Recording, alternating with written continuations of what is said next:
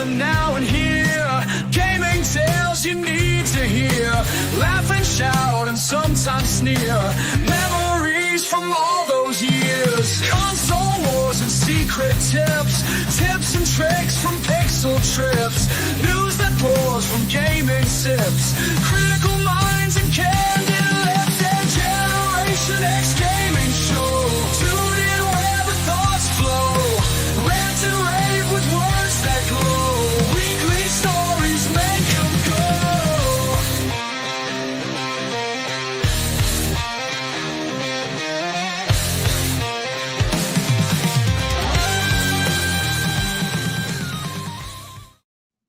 Hello, everybody, and welcome back to another week, another episode of Generation X Gaming, the weekly podcast that goes over a few of the top stories in the past week, and we rant along the way. I'm your host, 30 and Still Gaming, and joining me each and every single week is Sergeant McCluskey. What's going on, bro? Long time, bro. Yeah, it's been 2 weeks. 2 weeks. I got Two. a blink of the eye. You don't understand how much stuff I have in my head waiting to talk. It's like I can't. I don't know. I don't even know where to begin.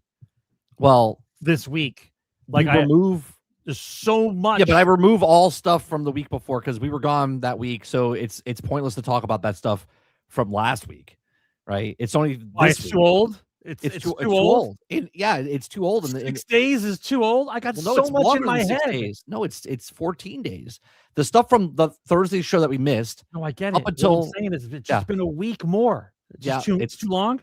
That in this industry, it's completely gone. It's pointless to even talk about it. That's horrible. Yeah.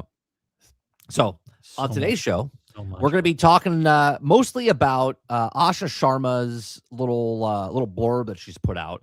We went over it yesterday when I was on Fake Wizards news show, but we're going to talk about it here. We're going to talk about Destiny 2. It's back, baby. It's back, as Skeletor. As Skeletor says, it's back. You have to send me what that guy's name is. I forgot what he is. Tom. It's the links in the description of yesterday's show. It's Tom Connor or Tom something like that. What he does is magnificent. Yeah, it's awesome. Yeah.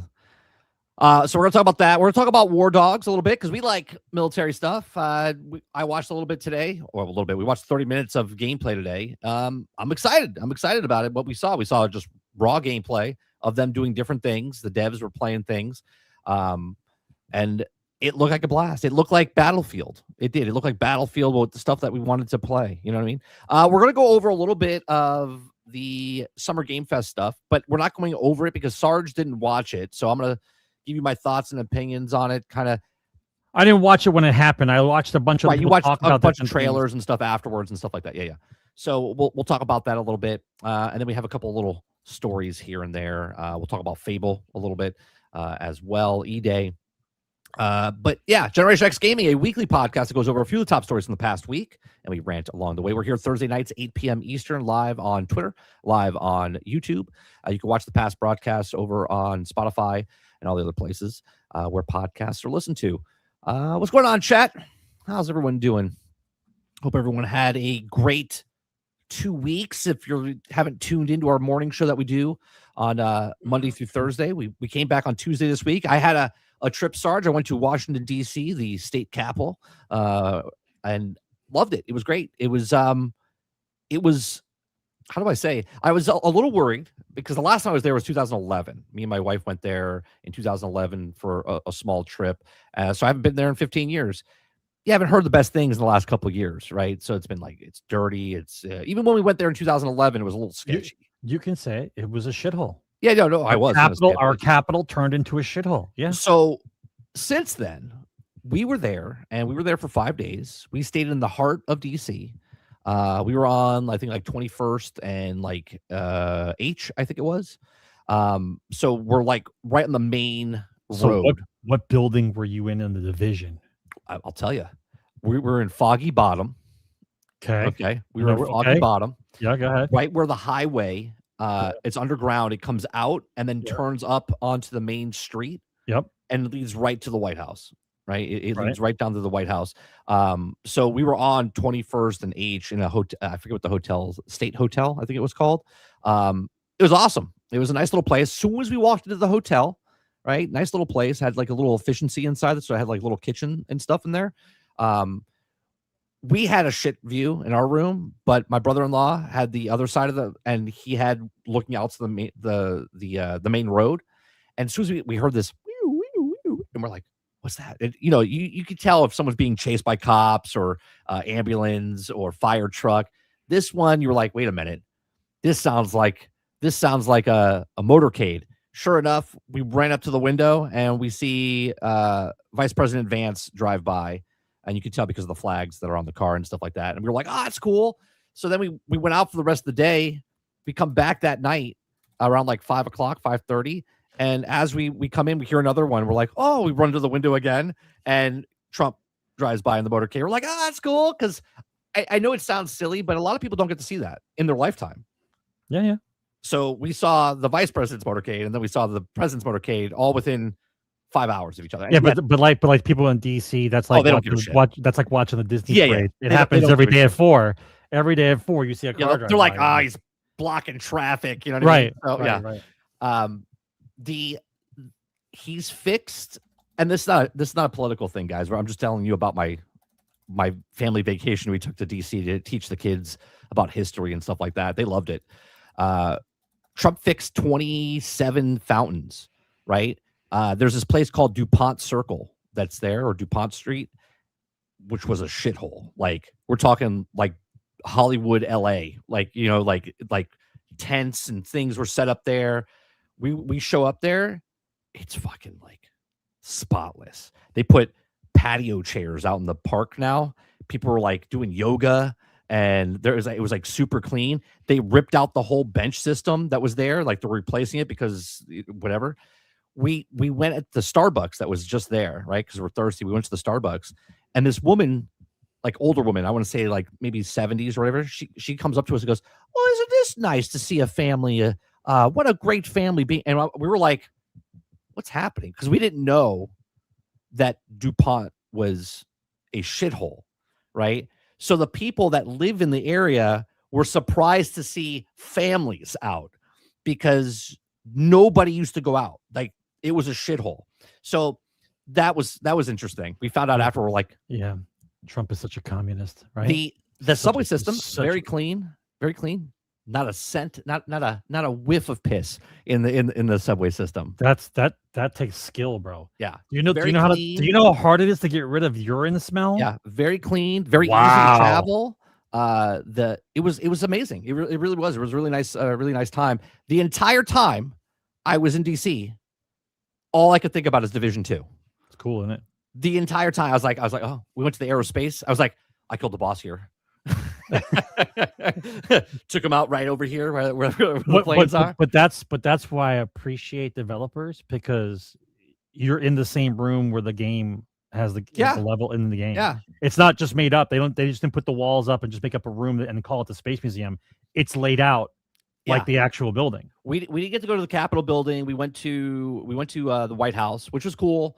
But they're setting up the UFC fight ring in the backyard. So like security was even so redneck. It's awesome. Yeah, dude. There's this giant. I love how he doesn't care. Claw. I love that's coming into the thing. I love it. We looked up what their cost. It cost $60 million. Yeah. It's not made by the taxpayers. Dana White's paying up front for the whole thing. Yeah. Okay. People are pissed off. There's a lawsuit going on when we were there. They're always pissed off. It's fine. Yeah, there's a lawsuit going on. 2 people are suing because they say they shouldn't be on the lawn or whatever. Right. They're worried about the grass. This is maximum level. Get off my lawn. 100%. Washington D.C. old man saying, "Get off my lawn." Hilarious. Hilarious. They're spending $60 million just to do cleanup. Just to do cleanup after the event and stuff like that is costing them like $4 million just for cleanup. It's all at the scale, bro. Yeah. How much does it cost you to clean up a barbecue? Oh, yeah. No, it costs you a couple $100. It's the same thing.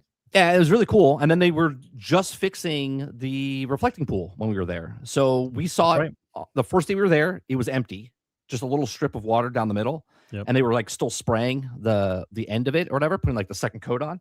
The next day we walked by and the water was like, like in the middle. So it was about, I would say like 2 feet deep. Yeah. Then Saturday and Sunday, it filled up all the way, and it looked amazing. It looks better than it did before, because before it was like this light, like green or whatever it was. Now it's like this. They call it American flag blue. Blue, yeah. And so when you look at the reflection, you're like, wow, right. that's cool. And what ends up happening is when you have a really clear day out and the sky's really blue and it hits the water, it makes it look insane. Yeah, we were there. There was not a cloud in the sky. It was beautiful. Yep. Yeah, so really cool stuff. So if you guys never been to DC, if you want to plan a trip there, it's really clean. If I go, it's gonna I have to be there at least 2 weeks, bro. I love museums, so I'd be in there forever. Oh, we got to go to we went to the where they do the engraving and printing money, right? You're not allowed to take your phone out, right? I had no voice, by the way, the first couple days. My voice was shot. Like when I tell you I had no voice, my voice was this. Like it was nothing. I had no voice for 2.5 days while I was in DC. Your vocal cords weren't even vibrating. They were completely done, right? So I was using my phone to communicate. Well, we went there and I couldn't talk. So I had to that day when we went, I had very little voice and I was like talking. I was like, so I had a guy come up to me and I was like, how do you do this? Right? I could not get anything out. So they were printing $100 bills that day. Okay? We got to see the whole process of the $100 bill being printed. And at the end, there's 2 pallets.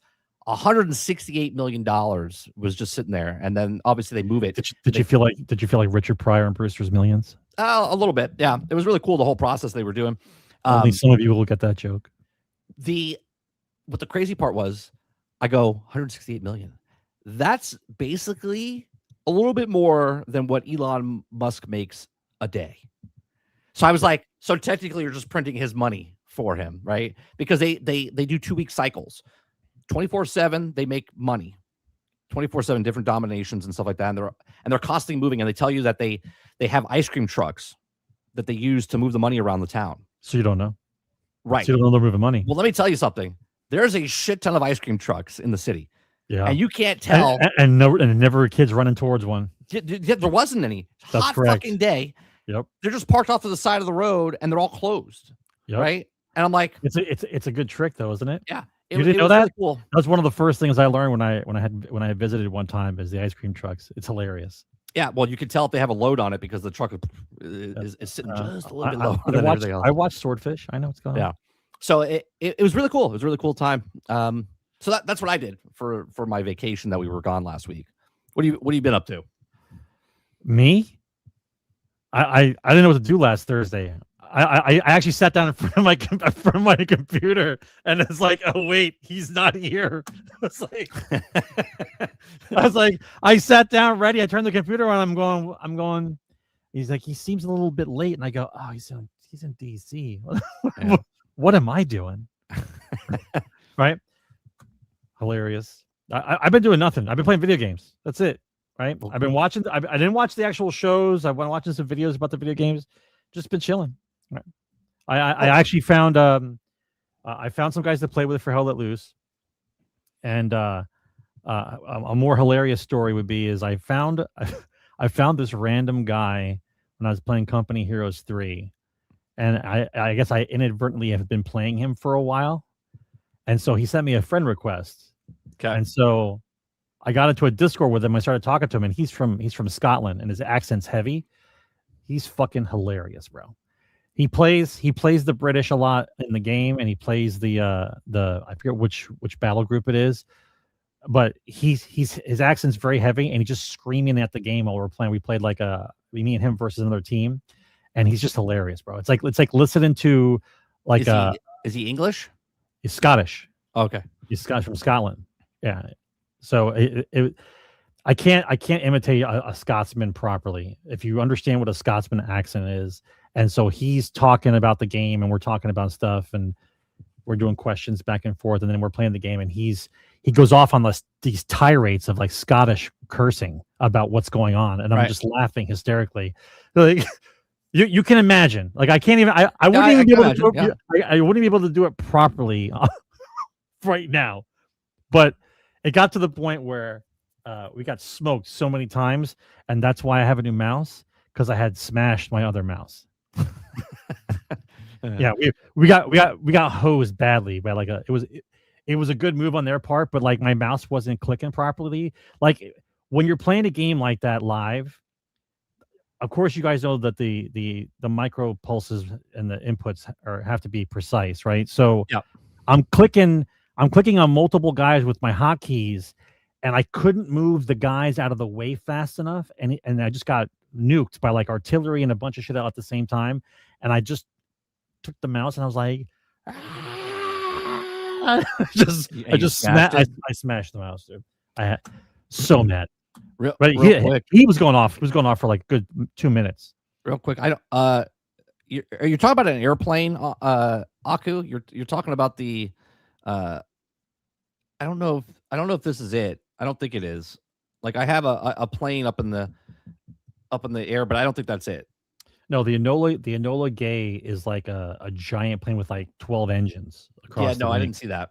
Yeah, that's the Enola Gay. Yeah, we saw the Wright brothers plane. Biggest plane ever made. It only stayed airborne for like I think it was 15 seconds or 20 seconds. Was that in a different? Is that in a different museum? Because I don't remember seeing. No, it's that museum has 4 or 5 buildings. Oh, see, we were only in one building. That's correct. It has 4 or 5 buildings. Okay, yeah. So we didn't get to see that. When you have kids, it's a B-29 that dropped the first A-bomb, 4 engines. Yeah, that wasn't it. That plane there was Eastern Airlines. Then they had an Eastern Airlines old one. They had a Pan Am up there. They had a TWA up in the air, like old like prop planes and stuff like that.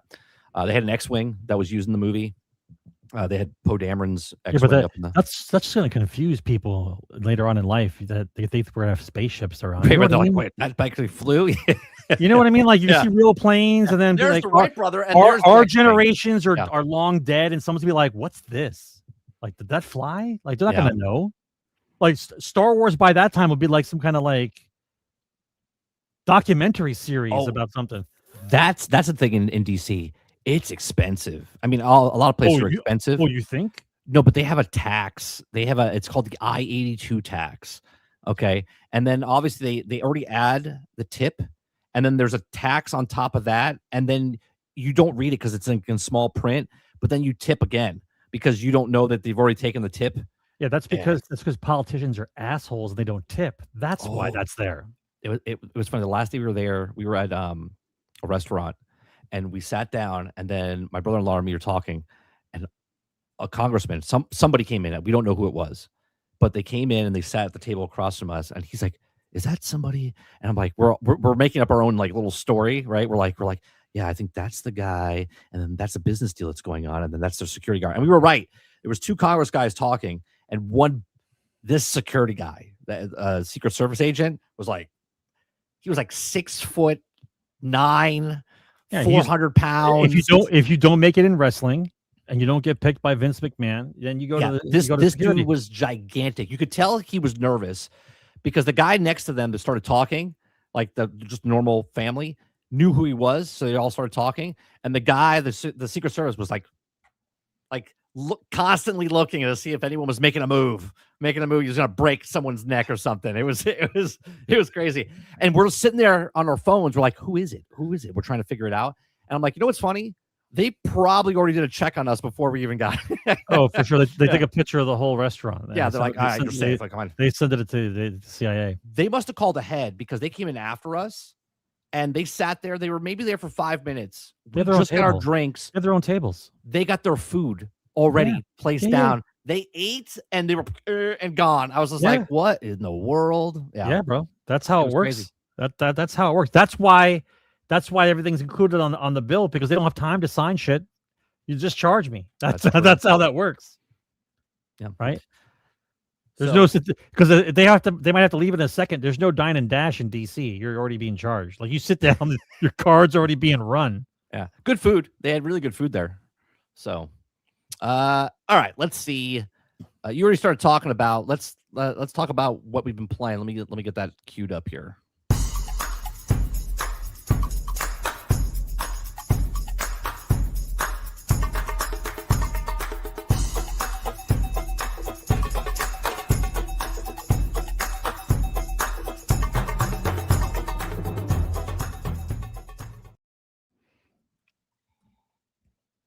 So you were telling the story about playing. So you're playing Hell Let Loose? Well, I'm playing a lot of the RTSs, but I'm playing also Hell Let Loose. So, like I said before, like I've been trying to find a steady group to play Hell Let Loose with. It's very difficult because of the way the game has now been patched. So like beforehand, you used to be able to look at the server and then just click on it, and then when if you could, they put you into a queue basically. But now it's a standard queue. There's like a 6-person queue. So if you pick over the servers that you actually like, that you want to play, and they're like in my history, it shows in the corner like it's 100 out of 100. But then there's a queue, and it says queue 6 out of 6. So right now there's 100 people in the game, and there's 6 people waiting to be inside that game.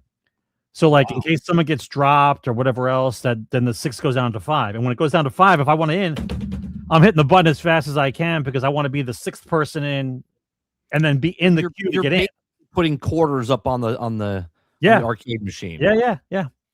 But the problem is that when you're trying to get in with somebody, how does that work?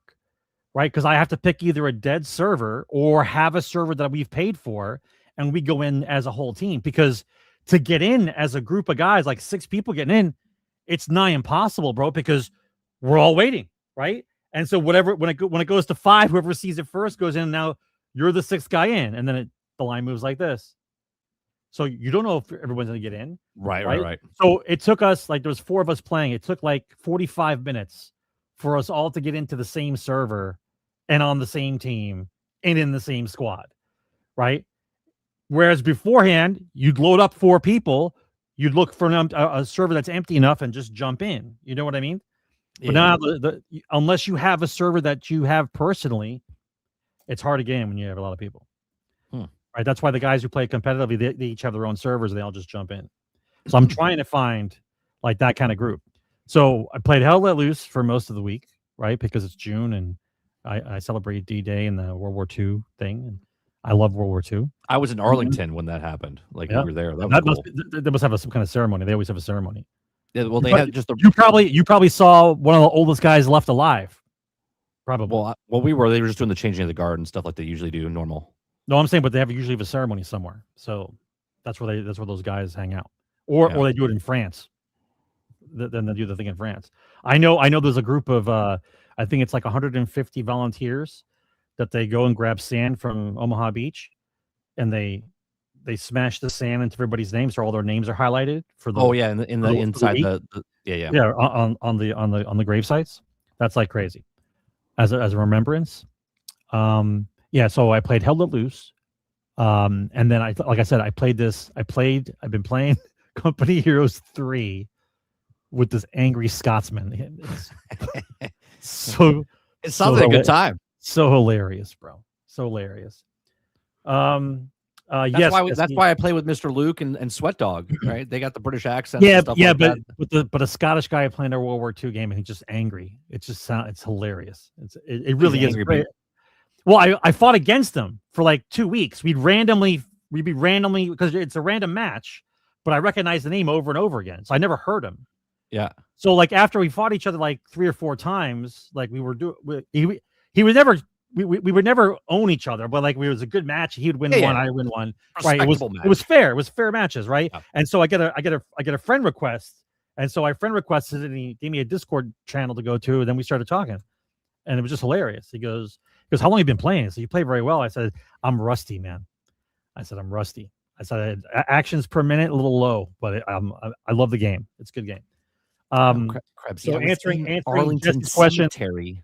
So Juno Beach, right? It's cool, but it's very difficult because there's so much crap on the beach, and there's so much crap in that first town that the lines of advanced, like when you're playing with people, are absurd. Like you have to put yourself in the mindset that I'm gonna die a lot, like over the normal amount of time. You're gonna die, because you can't tell where they're coming from until you establish lines. Like you're getting shot from everywhere. That's like, always literally everywhere.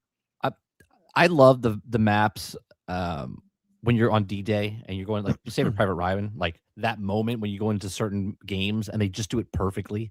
It's so good, man.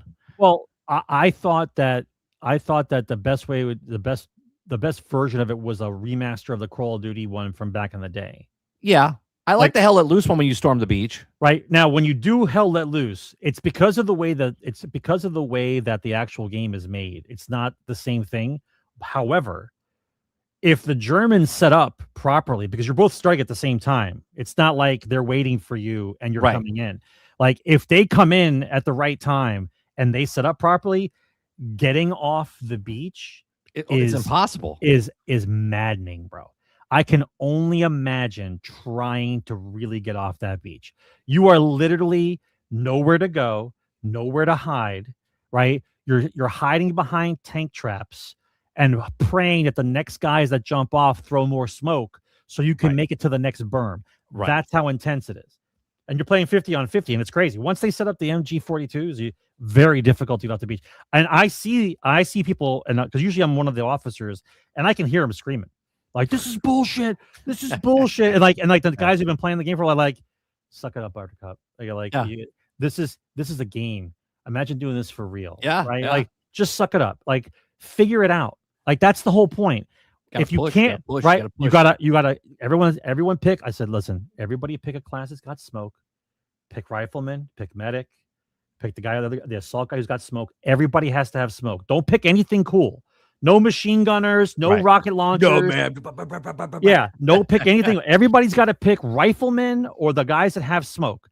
And so as soon as the gates drop and you're running, it's like everybody throws smoke in a different direction. You guys have 12 o'clock, you got 2 o'clock, you got 5 o'clock. Like, you got to just throw, right? And that way with the smoke up, you can at least make some moves, right? And I said to one guy, I said, we're going to go to the first berm. I said, I want a supply guy to drop your ammo crates there. So we smoke out both ways. You smoke out, you rush the berm, right? And then when you get to the berm, you all reload again on the explosive ammo crates, and then you throw all smokes again. So literally, I hotboxed Omaha Beach to get 12 guys off of it. They were like, that worked. I like, yes, it does work. So that's called just listen. Strategy. Yes, if you just listen, we'll get off the beach. Nope, you just got to keep running full speed. I'm gonna make it, bro. I like. Listen, when you play just randos, you're getting shot from all directions, but everyone blobs. You can always tell where they're coming from, right? Yeah. Because you're seeing like 20 guys come from one direction. But when you play like guys who've been playing a while, everybody spreads out. So you have like an actual front line.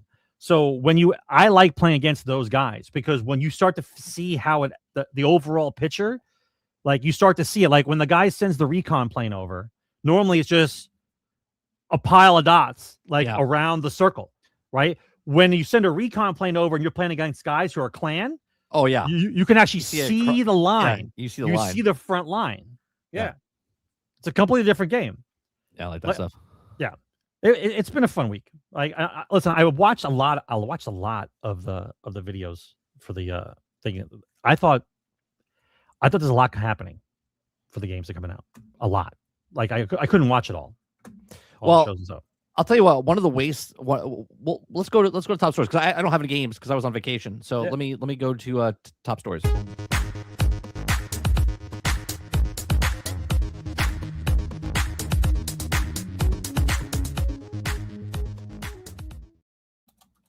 Yeah, I haven't been playing anything really. I got back. I tried a couple games, and I was just like, yeah, no, I'm not in the mood. I mean, we played Star Wars yesterday. The game shows, right? So when I was on vacation, obviously I watched the State of Play before I left. So we talked about that a little bit. Well, in Discord anyway. I thought they had actually a really good show. I thought Sony overall had a good show. They showed trailers, they showed gameplay. That's what we ask. Like, show us. You gotta have gameplay. Yeah, you gotta have gameplay. If you don't show us gameplay, that game is a year out, if not more. Okay. Summer Game Fest to me was a big fucking waste of time. All it was just trailer after trailer after trailer. They showed no gameplay in Summer Game Fest. Okay. Then you had, now there's games that they showed, but no gameplay. So I'm just like, whatever. PC Gamer Show showed gameplay. Xbox, they showed gameplay. Hell, even Nintendo Direct showed gameplay. So overall, I think the best show out of all of them, I would have to say is Xbox. Xbox, I think, had the best amount of stuff they showed, and I guess the most exciting stuff. Even though a lot of the stuff they showed is going to come out on all platforms anyway, it doesn't really matter. I'm just saying show overall. PlayStation had a good show.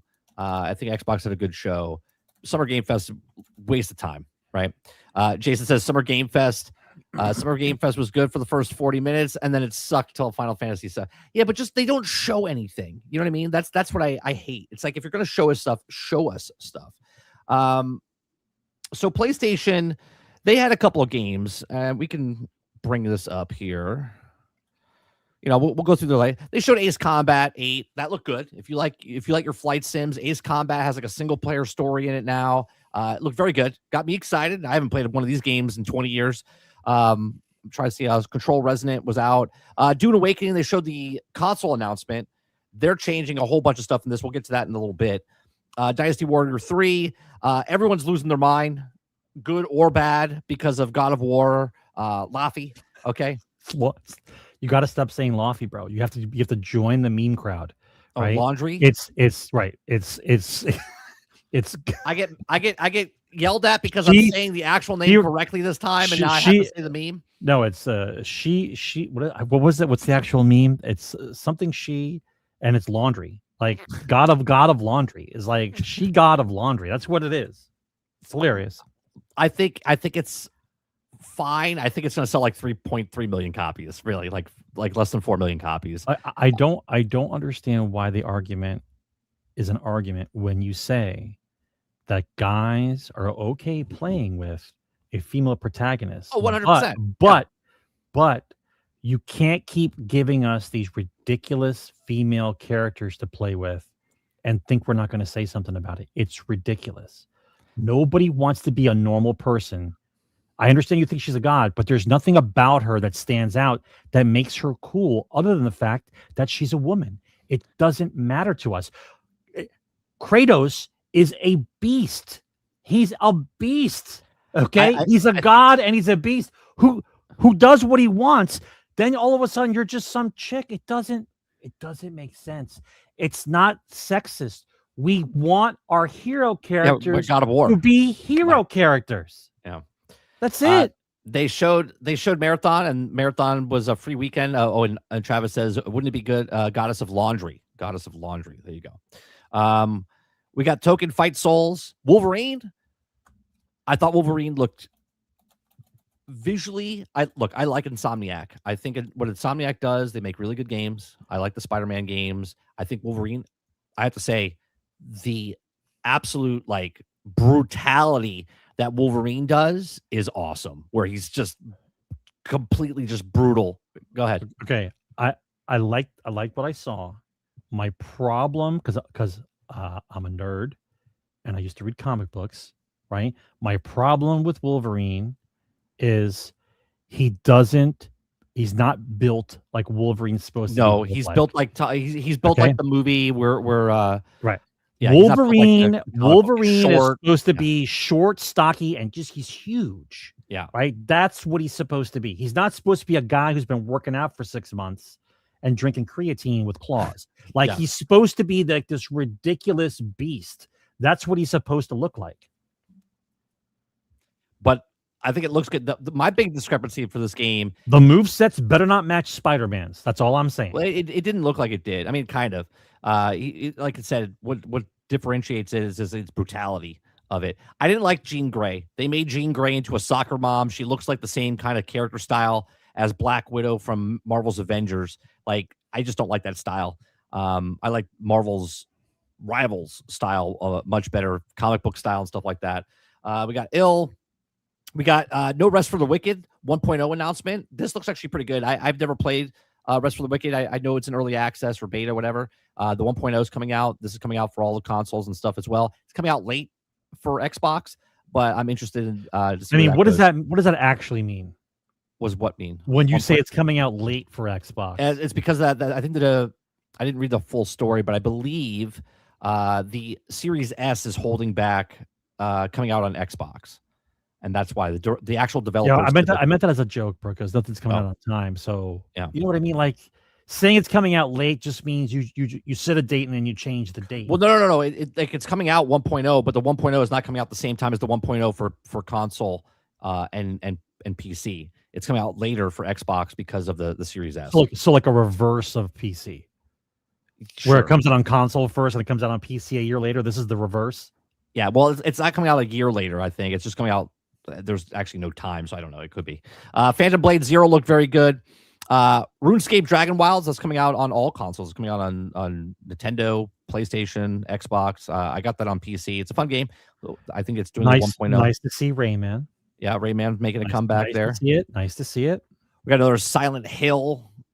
This stunt one got me because you first see the Fast and Furious car, right? And then all of a sudden you see Knight Rider, and I'm like, what the fuck is this? Right? And then they showed, Back to the Future. They show a whole bunch of, and you're like, oh, what is this? What is this? And then all of a sudden they showed stunt, and I was like, wah. I was like, yeah, never mind. Why? You don't like to be the stunt cars? I liked the series back in the day, but I don't know. You showed me something, and I was like, oh, they're making a Knight Rider game or something. Okay, you know what I mean? okay. So look, once again, I don't get upset when they actually try something new. I want them to be different. I want people to come out with something else and see if people like it or gravitate towards it. Stop making cookie cutter games. Maybe it does well, maybe it doesn't, but at least they're willing to risk. Sure. I just thought it was a different risk game. I didn't think it was going to be a stuntman game. Now, if you put a Hollywood's face on there, all right, Right. They should have held back on that game, make it come out the same time as that stuntman movie came out. Oh, that would have been good. Yeah. Right. That'd have been a nice little crossover, right? They got the Lost World. They got the Tomb Raider. They showed Tomb Raider. Now I thought Tomb Raider looked interesting. I mean, at times it looked like Fortnite, and then other times it looked okay, right? And I was a little torn by it. I think everyone was asking, they want good-looking girls. She looks like a good-looking girl, right? I don't think they made her into a manly figure. She looks pretty good. So we'll see what more that comes out next year in February. We got Until Dawn 2, and that was it. That was the PlayStation showcase. Overall, I thought they showed a lot of games that people are interested in. I think at this point, though, if you do like a Tomb Raider game, I think everything has to be harder. You know what I mean? Like the puzzles and things have to. I think we have to upgrade a little bit. It can't be like the little kid version because. First of all, I don't think that the kids that play video games today are stupid anymore. Like they know, so there's no reason to dumb it down. Yeah, right. There's no reason to dumb it down. And the guys who played Tomb Raider all of their lives on PlayStation know what it is. So I think it's time to juice it up a little bit. Like I think the baseline now has to be almost kind of the same as Batman fighting mechanics. Like you have to be able to do those kind of moves. I think that's the fighting mechanic that should be baseline at this point, and then the puzzle should be harder. Jason says. What did we learn from Avengers? Never trust Crystal Dynamics. You're absolutely correct. Like I said, it did look good, but I have to see more, right? But looking good is also the baseline. It's 2026. We have hit the ceiling on graphics. I don't want to hear about any other studio talking about how long it took them to do the graphics. I watched the game with perfect graphics 8 years ago. We haven't gone far past that. Stop worrying about. I don't really care about the graphics. Stop worrying about graphics. We want the rest of the game to catch up with the graphics.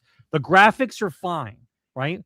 When the game works properly, like from the day one, when the mechanics are good, the story is good, everything is good, and the graphics are good, then someone will say, "Hey, this is a perfect game. When's it going to look better?" That's when you say the game has to look better. The game's got to work first. Everything's got to work. All right, so the next show was Summer Game Fest, and we're going through a lot of these just real quick. Resident Evil Veronica was shown. Cuphead announced 2 games. They announced the second sequel to Cuphead, and they announced a what was it called? It was a side scroller, Adventures or whatever it was. So they have 2 games coming out. Already had a sequel.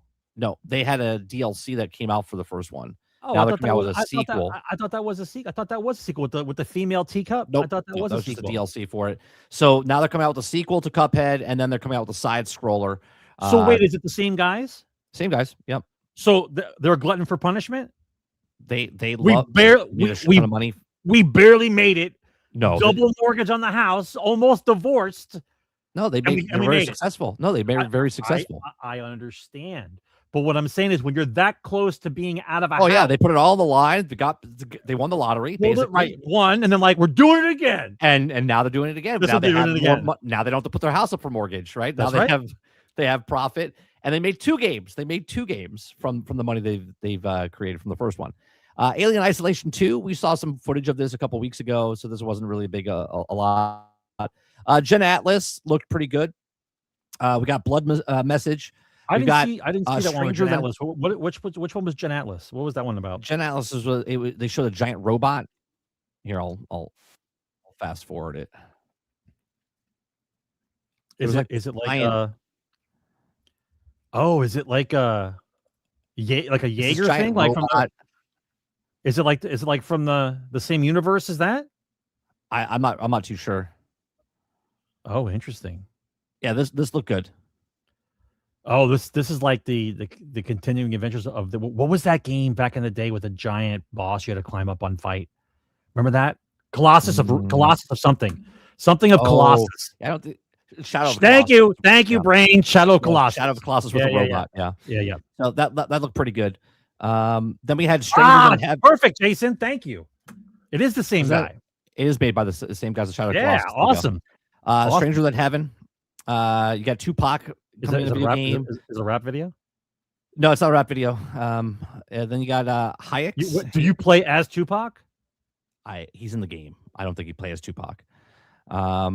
Sand Raiders. This is that game where like you're living in it's like Waterworld, but in the sand. Yeah, but it doesn't start Kevin Costner, right? No Kevin Costner. Assassin's Creed Black Flag Resync. They showed. I wanted them to show anything from The Last Ronin. They didn't show shit. They just showed a trailer of The Last Ronin. The Last Ronin starring Daffy Duck. Yeah, they basically showed nothing like they showed 5-6 years ago when we first knew about this fucking game. Fortnite had a new season come out. It's got the Paramount logo on it, bro. It's gonna reek of corpo. You gotta see something. We'll see. The Last Ronin's a great story for Teenage Mutant Ninja Turtles. It is. They had a Gundam game looked pretty good. The Rogue Orbit reveal trailer that looked pretty good.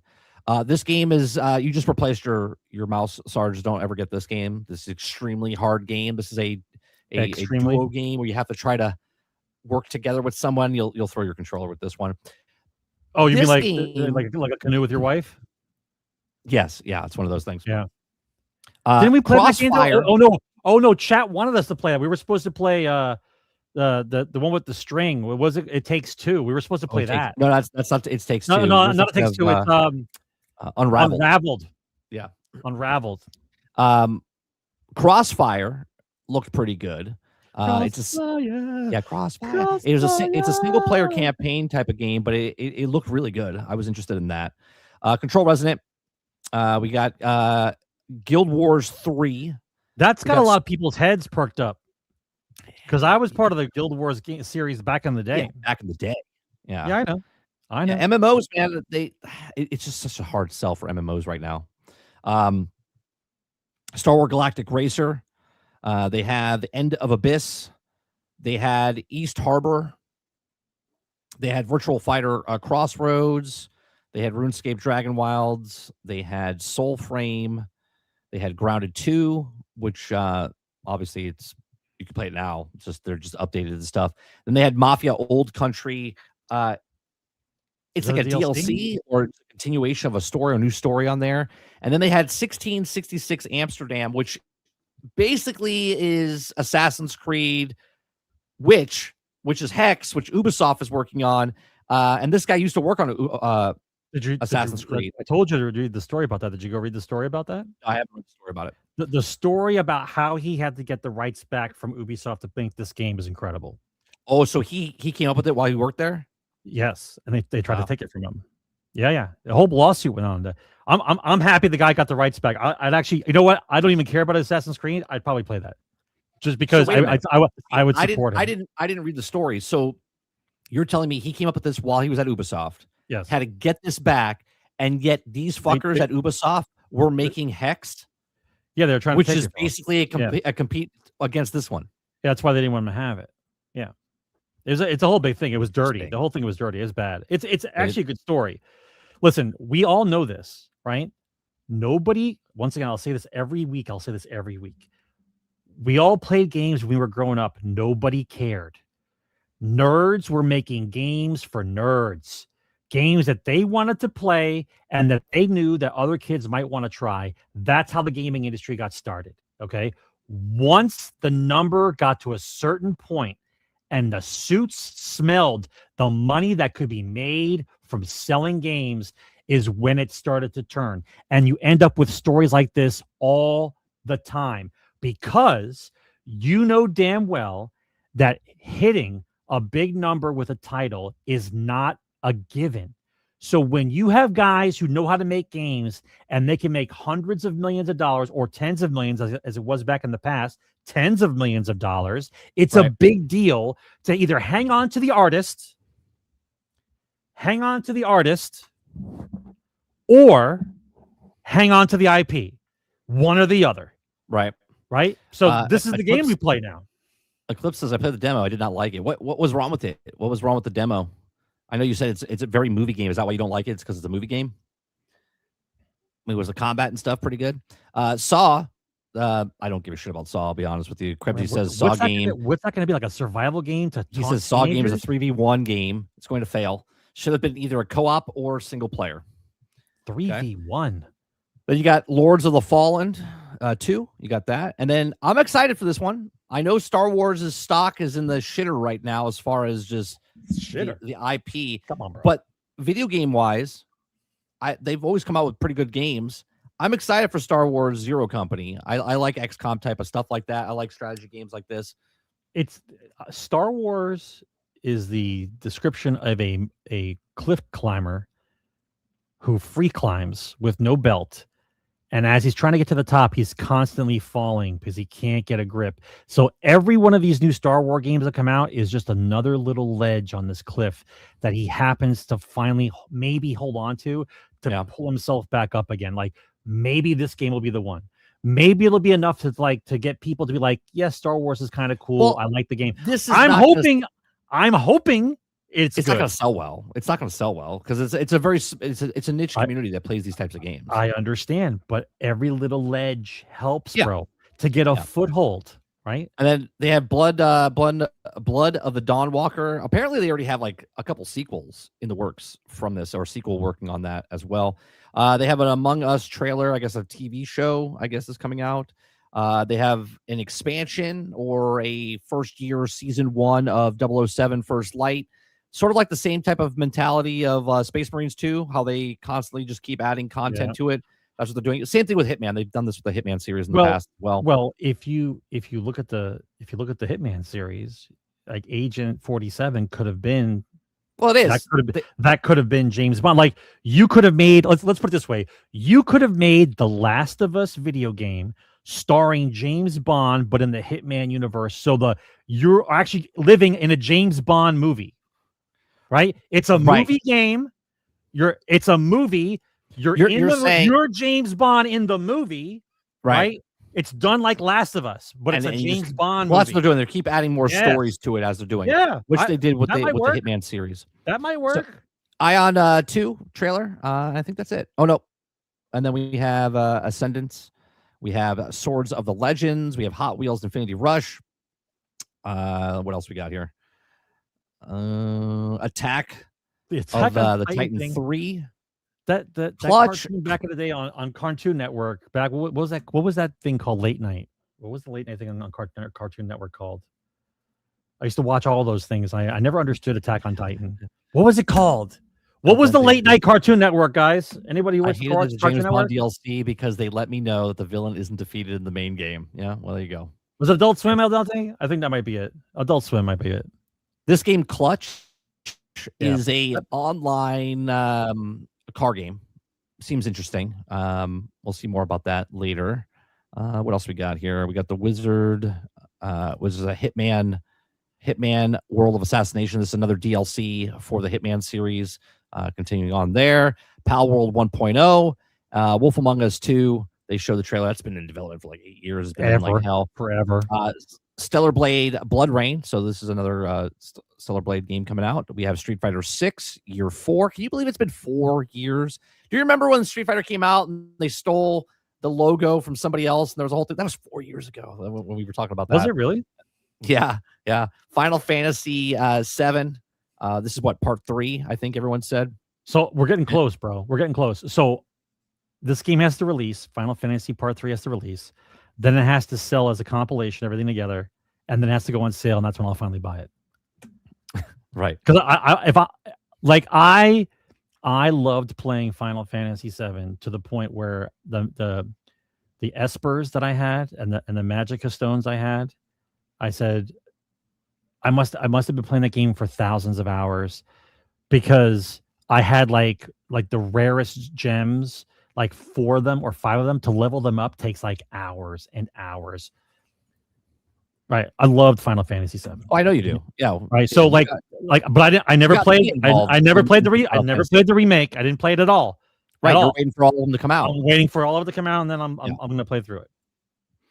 The next show that came out was the Future Game Show. Right. Future Game Shows showed Arizona Sunshine, which was a VR game, which now is coming out on consoles and whatnot. War Dogs, which we'll talk about a little bit more in the show. We had The Pines. I don't know what that is. Nightmares 3. Oh, Little Nightmares 3. Sorry. We got Engine Fall, which is that train game that we showed a couple months ago. It's like where you're basically going from cart to cart. Ice. What was the thing? The show. Ice Piercer. Ice Piercer. Yeah. Right. Ice Piercer. Snowpiercer. Yes. Gothic actually looked pretty good. I think that looked good. We had Sky Children of the Light. We got Halloween the game.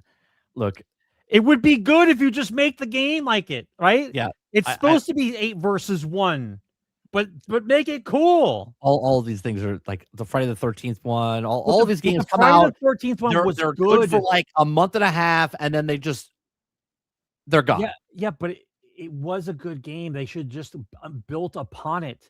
It's a good genre of game. It's a fun game, especially for streamers. It's a good game to play. It's like the adult version of the. I can't speak tonight. The murder game in the spaceship. God damn it! Among Us. Brain is fried. It's like sounds like 2 words. Right? God. Realm of Ink looked actually pretty good. I think that looked pretty good. Dusk Fade, which I saw yesterday on Fake Wizard News. He showed that. Actually looks pretty good. It's like a nod to like Zelda, or actually not a nod to Zelda, a nod to Kingdom Hearts, which Kingdom Hearts 4 was announced, which doesn't look very good. How come these things are showing up here? Remember how awesome that game used to be? Oh yeah. What else we got here? Assassin's Creed, Blasphemy 2, The Third Sin. So many games, bro. There's just so many games. Vampire Survivors, Legacy of the Blood Moon. What else here? I'm not going to even go. Hellraiser. A lot of, you know what? There's a lot of horror games. A lot of horror games. A lot of horror games. We want to know why. I don't know what's better, horror games or horror films. There's a lot of both right now. Well, right? I think what it is that a lot of horror movies have been doing well in the box office the last couple of years. So yeah, but these have been in the development for a while. You know what I mean? Yeah, but that's how it works. The horror movies were doing good years back, and they're like, we should make a horror game because horror sells, right? Yeah. And so, like for instance, if they made a really good Halloween game, not 5 versus 1, if they made a really good Halloween game where you were in the game and you had to go through the motions, it would be like a jump scare thing from hell, bro. You would have to figure out how to to solve the game. Meanwhile, Mike Myers is trying to hack you up, right? And if he hacks you up, then you have to switch over to another character that's missing half the shit. You have to figure out how to win from there. Like, you know what I mean? It would be a good game. It would be a good single player game. You'd be scared shitless, especially with the graphics of today. Kingdom Hearts 4 was not announced. All that was announced is that it's coming to Switch 2 on release. No, they showed gameplay and they showed Kingdom Hearts 4. They announced Kingdom Hearts 4. They didn't announce when the date was coming out, but they announced Kingdom Hearts 4. What are you talking about? It looks like crap, by the way, because they made it like super uber realistic, which we talked about it on the podcast yesterday, right? I was like, personally, I think Kingdom Hearts 1 and 2 classics. 3 wasn't very good. Okay. 4, they've now made it more Final Fantasy than Kingdom Hearts. Okay. And they've made it super, they lost the charm, in my opinion, of what Kingdom Hearts was, right? Kingdom Hearts was this like charmy. Disney's not really doing too well, bro. Well, yeah, but they still, well, they showed it. Whatever, El Dente. You're being difficult to be difficult. They showed Kingdom Hearts 4, okay, and it doesn't look very good. Like I don't think it's I think they've lost the boat here. Wizard said they jumped shark basically for the series. The next one that's coming out or was the PC game show, Sarge. The first one, I thought about you when I saw this. I saw this. I watched saw Raptor. This, I watched Raptor play it. I saw this. I was like, this is right up Sarge's alley. This is the Star Trek Outpost. Right. This is a sim building type of game that you can in the Star Trek universe. So there's that. They had this weird game called Hack 95. They have Company of Heroes Definitive Edition. Did you see this, Sarge? Maybe this would interest you. The problem with this is it throws a monkey wrench into all the advances in the game, right? So the guys who've been playing this game, I've watched a couple of them, the big streamers who still play, like Helping Hans and a few other guys. The problem with this is they put quality of life things in the game because of all the advances they have, right? But the core part of the game is what was broken. I'm not sure if it's going to be something that people want to buy, considering that everyone loved 2 so much, right? And they're getting used to 3. Like 2 in the community, from what I've understood and the people I've talked to, the community that plays Company of Heroes loves 2. Like 2 is it.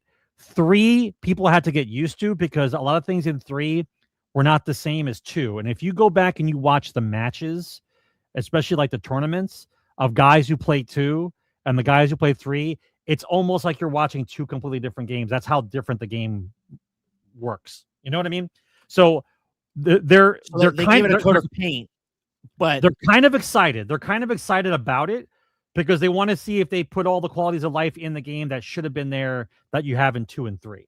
Like, but if they charge full price for it, a lot of the guys who already played it, I'm not sure they would go back and play it. They would just play 2. You know what I mean? Then we have Red Kiss. We have Arcane Eats. We've got a Serious Sam. So many games, bro. We've got Control Resident. We already saw. We have Stated. We have Gone Feral. Okay. That looks like some kind of Satan shit right there. We saw this. We played this game, but this is like we tried. Expansion. We tried. There are Ghosts at the Grand. We saw this. They showed this last year at the Game Awards and stuff. Seems interesting. Star Seekers just came out. It's on Game Pass. June 11th came out. So I want to go check that out. I'm sure my son will want to play that with me. We got Virtue and the Sledgehammer. We've got Happy Bastards. Bro, let me ask you a question. Do you actually believe you have time to try this stuff out? No, I don't have time for most of these things. Right. That's why I picked the games. I'm like, I like Zero Company. I'll probably pick up that. But even if I didn't pick up any of these games, right? Oh, Void Breaker. That's a good one. First person shooter. What else we got here? We got the Stronghold 4. Good God. Yeah, I remember playing the first one. Wind Runners. This reminded me of Star Fox a little bit. Wardens of Avalon. We got Plant Zoo 2 Plant Zoo 2. Impulse. Is this the guys from Splitgate, or is this a different company? Oh, the art looks the same. But anyway, this is the font alone looks the same. This is basically they're trying to make this like Titanfall, trying to bring that back. We got Revamp, we got War Dogs, we've got Shroom and Gloom, which is like a card game. deck builder, Time Strikes, Good Lord, bro. Magpie's harmless card game, Ascenders, Outworld 2, Thief, Exo Rally. Like, we could literally have a month's worth of show by just going off of each one and make a video off each thing. Maybe we should do that, Sarge. Maybe we should watch a trailer of each of these things and then make a standalone video of just me and your thoughts of each of these games. We would have content for an entire year. There's so many games, bro. There's so many. Piece of Reincarnation, that's gonna be on Game Pass. The good thing about this though is somebody will find something for them. Like I'm not even talking. Thank you. I'm not even talking about like we all want to play the same game. We all want to talk about the same games. I'm talking about a guy who's sitting home, doesn't know what to play. Like you will find a game that you like. That's how many games are out there. Like you're going to find the game you want to play. But it's just hard. Look at all this, man. That's exactly how we would talk, really, Travis. It'd be like we watch a trailer and we're like, here's another trailer that we're just not going to play because there's just so many fucking games. I mean, look at this. Total War. Come on now. Well, right. but that one moves to the kind of top now. Come on. I've been waiting for a 40K game Total War forever. Right. So here you are. Valheim's been out for years, but it's finally getting its 1.0 release.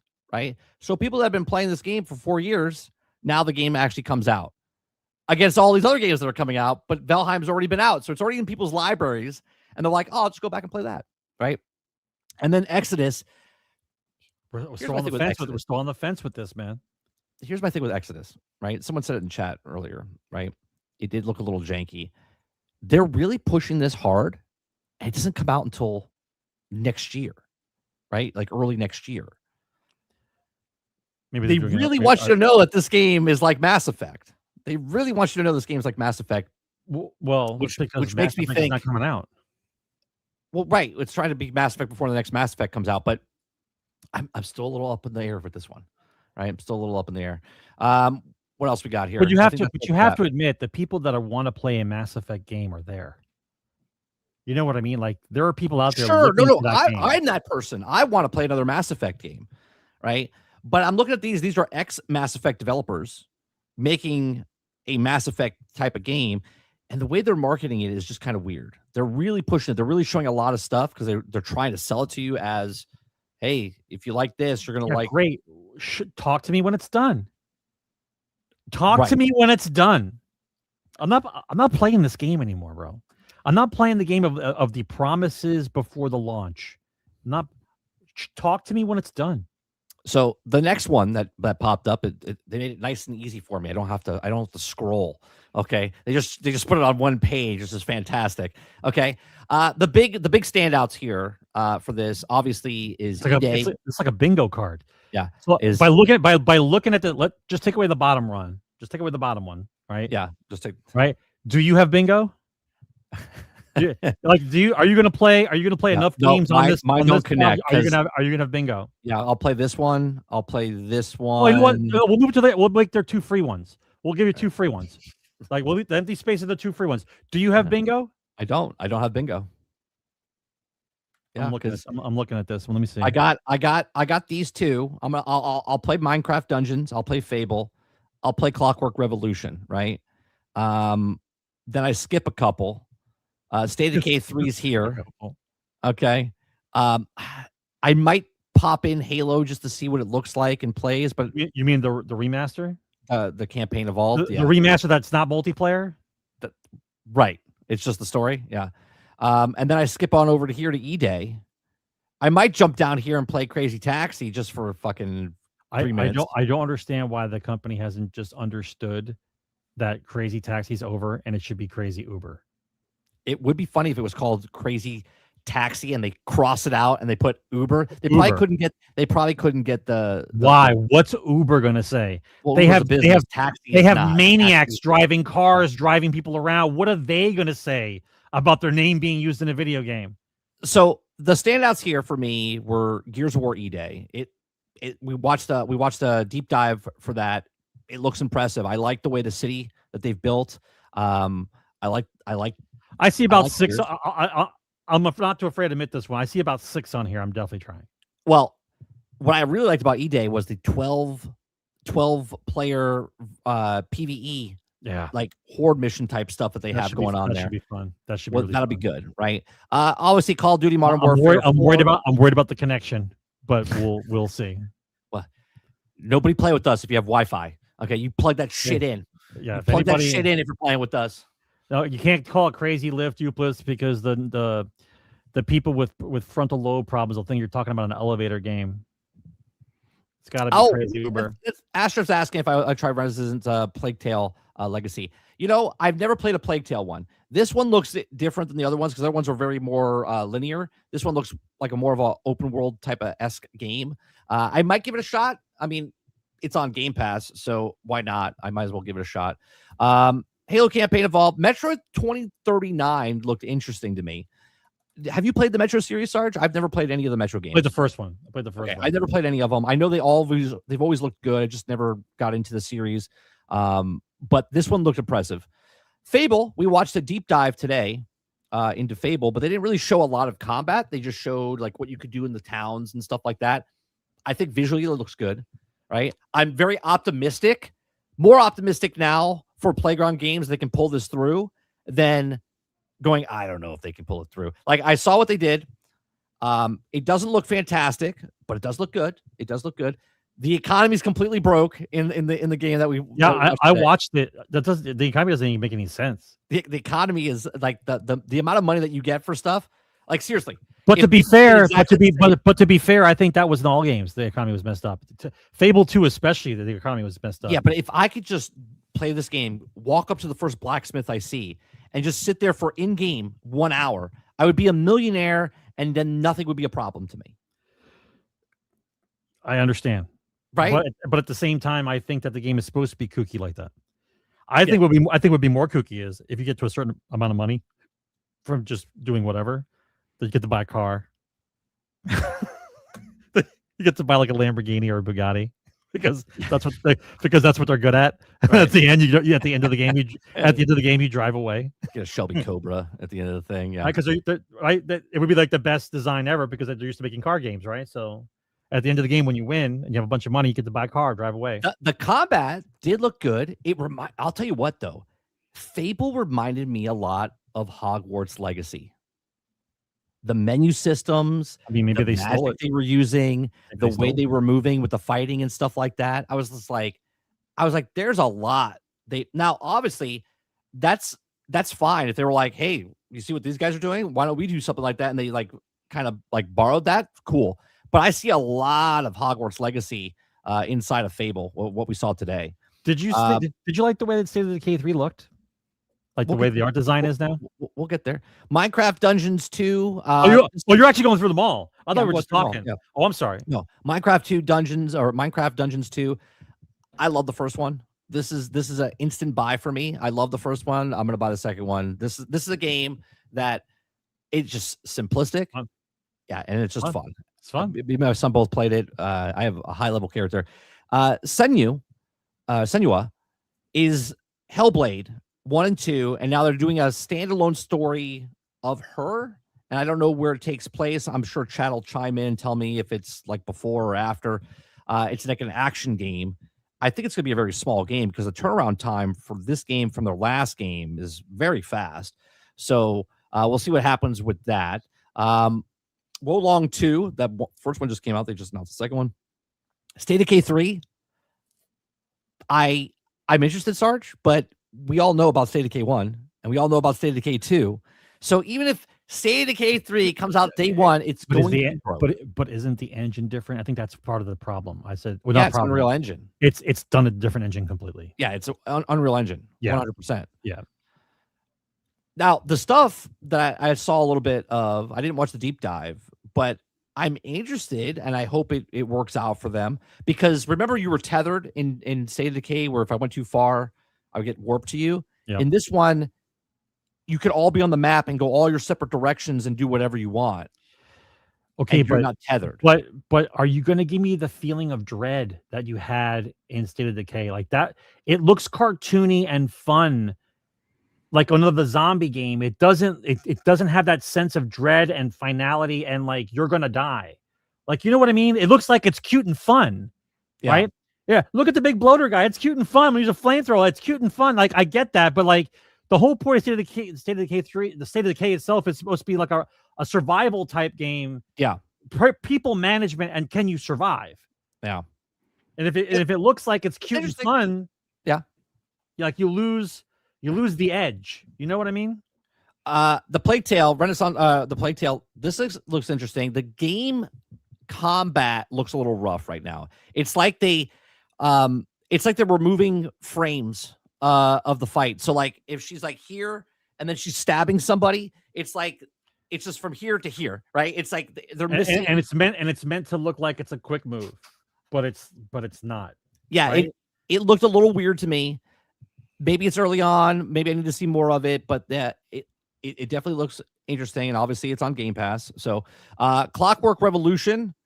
This game was announced like 6 years ago. I'm very interested in this game. But it's too long, bro. Definitely has that Bioshock feel. That feel to it, the style of it. Yep. Spyro, welcome back. Yeah. Well, welcome back. I've never been a big fan of the Spyro series myself, but obviously, there's other people out there. It looks good. A lot of kids know Spyro. Yeah, I know that. I said it's not for me. I said welcome back. I'm glad they came out of the game finally. Welcome back. Doom of Dark Ages Revelations. This is like a DLC. I played it. I played the first one. Did you not like the one that came out last year? It was okay, but I already gave my reason. The reason is chainsaw shield, Sarge. I understand.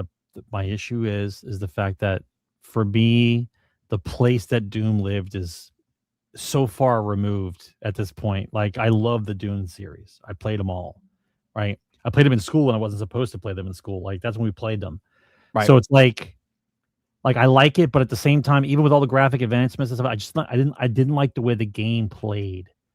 Right? Maybe it was because it was on console and I was always used to playing it on a PC. Maybe that's on PC. Maybe I just didn't feel the same. You got Persona 4 Revival. I've never played any of these games, but they're very popular. I played the first one. We got Castlevania Belmont's Curse, which is old school. I like the art style. I like the art style in this. Yeah, the art style is good.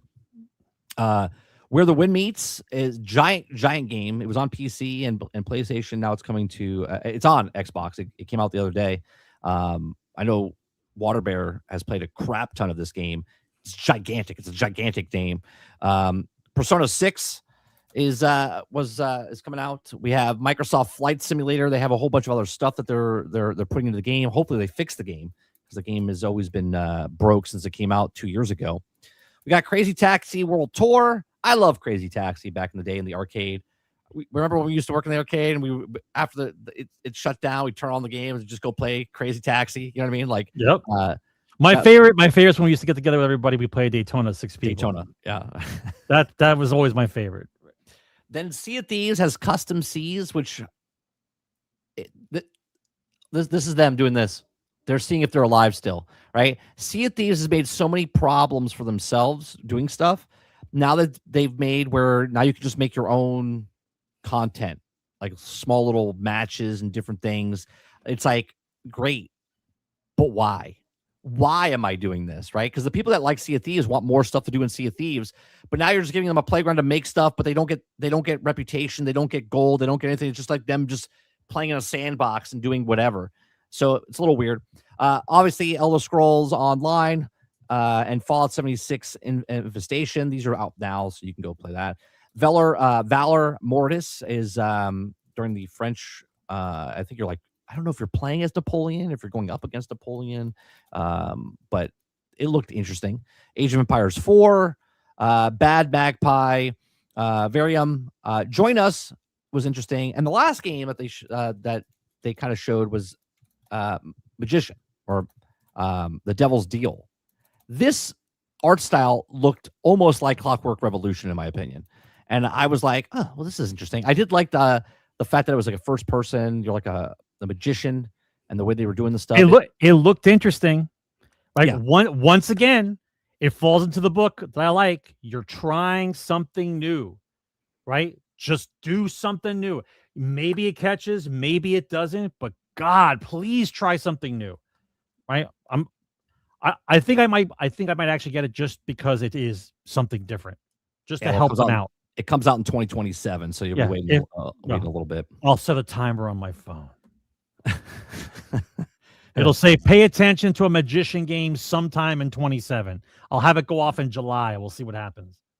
All right. The next story we're going to talk about, Sarge, we're going to go into Xbox, right? Because Asha Sharma came out today, or yesterday, sorry, with the next 100 days, okay? The next 100 days from Asha and them. I don't need to read this top part here, okay? But we are going to read, now that we start the next 100 days, it's important to have both optimism and realism as it works to reset the business. Here are the realities that we need to navigate. Now, I want you to think about this for a second. This is what we call a shit sandwich, okay? The shit sandwiches, you start off with the bun, right? And then you start putting the toppings on it. But what happens is they showed you that Asha came in 100 days ago. She changed Xbox, made everyone like, we're listening to you. We've changed it now where you have to scream Xbox every time you say it because it's all in caps. Okay. So that's the Xbox. That's the thing they changed it to now. Okay. They changed the color scheme. They changed they lowered the price. They did all the good stuff, right, Sarge? They now announced Game Pass. Don't say lower the price. Some of them take you out of context. Yeah, lower the price of Game Pass $7 after they raised it 10. So nice of them. Okay. They what else did they do? Oh, they changed the color scheme, right? They've told you they're getting an exclusive game. E-Day is exclusive on Xbox to win the people back over. And then Clockwork Revolution is also next year is the other game that they're getting exclusive, right? So they told you all the good stuff, right? They're like, hey, we've done all these things. Look at us. And then they go, oh, and by the way, right? This is Lumberg coming in going, yeah, I'm going to need you to come in on Saturday, right? Because what's happening now is this is the realism that's happening. So they gave you the good stuff and they're like, and here's the bad stuff. And we're being open with you. Now, what this communicates is that they're being very forward to you, right? This is stuff they don't even need to tell us. All of this stuff that we're about to go over, Sarge, is only about the internal stuff, but they put it out to us because they want to respect us. She even says it, right? Our fans are rooting for us. Okay. So she's sharing it, being open about it, which wins you over a bit because she's being honest, right? So over 1 billion players choose to play Xbox and our games each year for a total of 72 billion hours across console, PC, mobile, and streaming, including much of China and a few other properties. All right. Our franchises are also among the largest and most beloved globally and are now breaking records in TV and film. Going forward, our competition is attention. Okay. There are more great games, TV series, franchises, creators, and content format apps, etc., than ever before. Okay. So that's pretty simple, right? Just telling you what's out there. There's the second one. There's not a billion players playing Xbox. If there was even 10% of those people who actually bought the game would be in business, but they're not buying games. She's saying devices, right? Like you have a billion devices out there. Yeah, with consoles, PC, mobile. Not players. You don't have a billion people playing your games because if I took a fraction of that to buy games, no one would have a problem. But you can't sell games, so you just stop. Stop lying. Just stop. Go ahead. So then we have number 2. We will end this fiscal year at about 3% accountability margin down year over year. Okay, excluding Activision Blizzard King over the past 5 years, we have spent over 20 billion on ongoing investments in our content platform and hardware subsidy. Right, but our annual revenue has declined nearly $500 million during that time. Going forward, this cannot continue. So they're making very little right now off of each of the things, right? A 3% accountability, but she's telling you that ahead of time, right? Remember, we've lowered Game Pass. We've got exclusives. We have more games coming to Game Pass. We have more stuff coming to you guys. And by the way, we're going to be bombing this year. All right, just let you guys know. Okay. Number 3, we are in a hardware component crisis.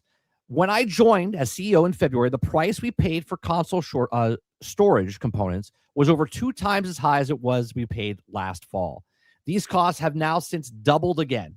Okay. And as we plan for 2027 holiday season, we expect another significant increase, taking us over. If you think you're going to raise the prices more, right? and think anyone's going to take you serious, I'm so serial right now. I'm so serial. We're gonna have to charge you like maybe like 1,500. No biggie. No, they just no, Asha. No, Well, no. taking us over 5 times the price we paid only 2 years ago.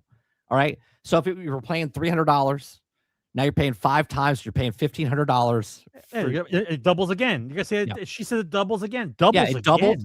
It doubled again, and now it's 5 times more. Right. The memory costs have followed broadly similar trajectories, while the entire industry is facing components. So real quick, let's pause, put a pin in that for a second. She just basically exposed the entire industry, right? Because she's not just talking about herself, right? She's talking about the components and stuff. So it went up 2 times. So if they're going up in price, that means PlayStation's going up in price. That means PCs are going up in more price. They're not excluded. Right. They're not excluded. This is not just them. This is everybody, right? So everyone that's a gamer right now should be like, what the fuck? Right? Like, because the next console's coming out. Helix, PlayStation 6. Yeah, Good the luck to world's ya. most expensive paperweight, right? Because like this is gamers. Batten down the hatches, kids. Like, close up the bunker. Go play your backlog. We'll see you when this nonsense is over. There's no way you're going to get people to buy a console at that price point. I'm sorry. Right. Well, she continues by saying, while the entire industry is facing component crisis, we believe that we have impact more greatly than many of our peers do to the choices we made over the last year, last half decade. We are currently unable to make as many consoles as players want to buy, and we need new business models and partnerships for hardware and remain committed to Helix. Now, obviously, when she's talking about, because yesterday when I read this, I thought she was talking about like you can't get an Xbox right now, and I was like, what are they talking about? I can go to Target and Walmart and pick up an Xbox, but that's not what she's talking about. She is talking about right now making deals to get components to make the next console, which is Helix. Why would you? Well, hold on a second, right? But even if you make the boxes, who the fuck's buying a $1,500 next console? Okay, but you do understand. Okay, I'm not from the Twilight Zone. Okay, I and probably 90% of the people in this room have lived through the Xbox 360 time, right? The Xbox 360 was supposed to be done in 5 years, 6 years max. Instead, what happened? 11. There was some type of chip thing that happened, and they could not find a way to make the console under a certain price because it would be too expensive. Going. And we just kept the 360, and they just kept making games for 360. So what the fuck are you talking about? Like we haven't lived through this already. Like, what are we talking about? You don't need to make dick. All you need to do is make games. For God's sakes, you are clearing, and I mean clearing, you are clearing $100 million a month on Game Pass. After all the costs, and everybody else fought me on this one, right? They're collecting like 400 change a fucking month, and 100 is clean. All theirs. 100 million a month for people to just say, hey, what's all this old shit that I've never bought in my life? Okay. 100 million a month. You guys are still making money. You're still selling PCs. People are still buying shit if they have to buy it. But don't come across and tell me that you have to sell this shit. You don't.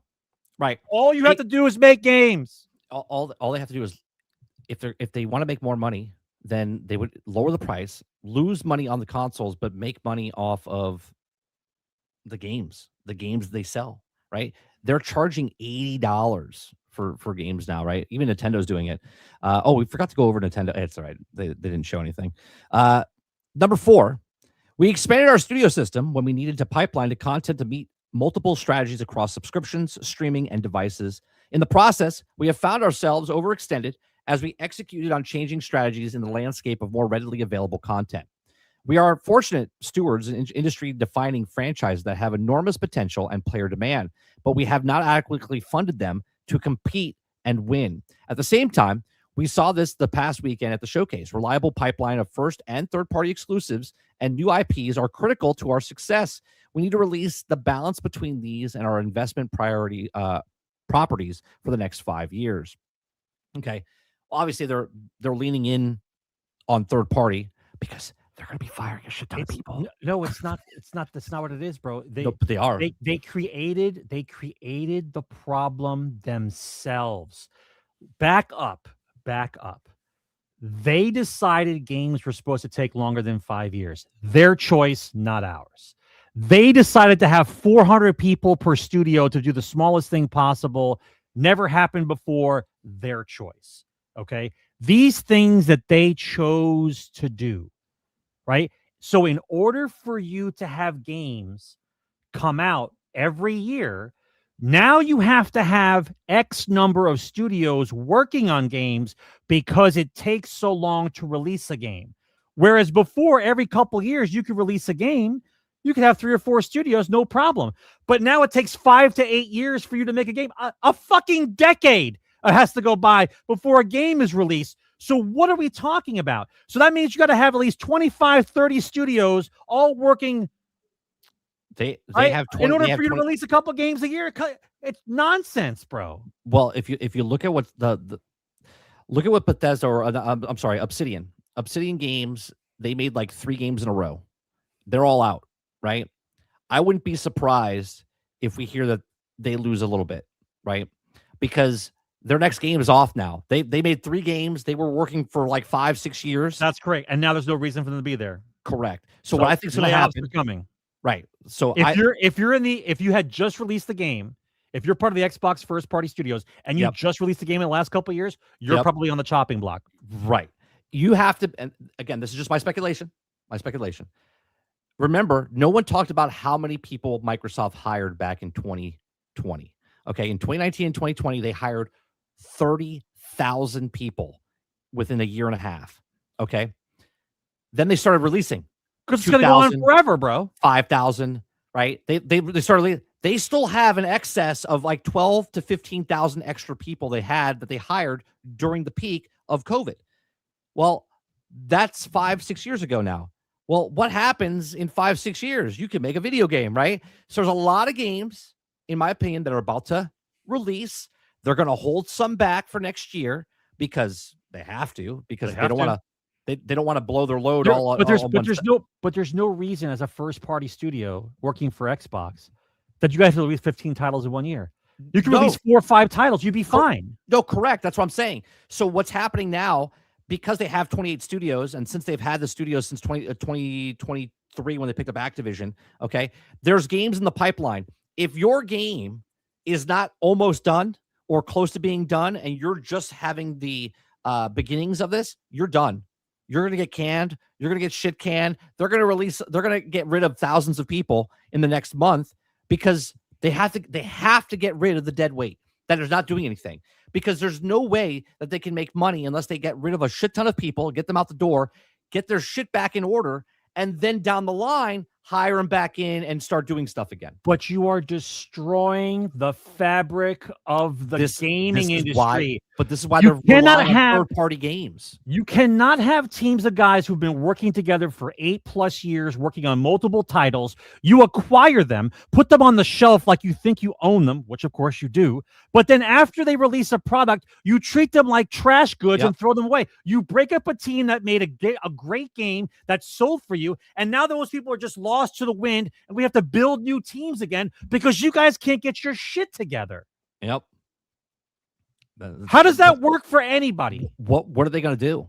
You know what I mean? Says, your greed, your own greed has destroyed the industry from within.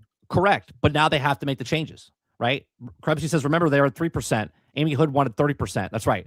They had 3%. They're 27% lower than what they wanted. Okay.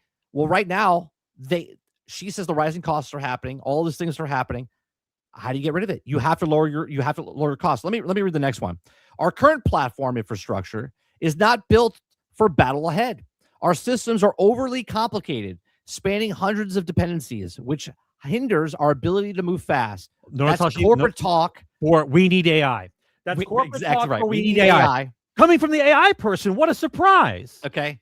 We've become too reliant on vendors to operate our systems and must become more self-reliant as the engineering culture to build for the future. So instead of third parties, people coming in and doing stuff, they're going to try to, I guess, train people on the inside. No, third parties were there originally to fill in the gaps in between first-party studios. Right, but she's saying they're becoming too reliant on vendors. Yeah. Right? So they're trying to get rid of the whole industry was built on how you even got to this point, why you got a fucking job. The industry was built the way it was. You cannot sit down and tell me that after 20 years of gaming, everything's gotten more complicated and not easier. So now we have to use AI in order to play catch up. That's fucking bullshit. Every engine that's ever been made has been modified to be better than it was before. Easier, so all of a sudden, right, and easier, all of a sudden, all these people are now in this cul-de-sac of computing power that just doesn't work. We can't do anything. Now it's time to fire a bunch of people so AI can take over to make the jobs easier. Right. She continues by saying, we must increase the value that we ship to players while decreasing the time it takes to do so. Well, how do you do that? Right? How do you decrease the time?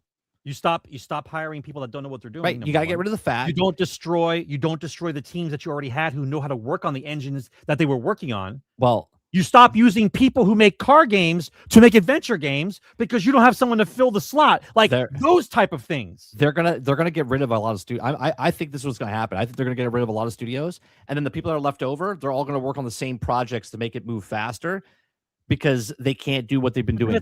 But then it's all cookie cutter. Yeah, well, remember, Game Pass is their main priority.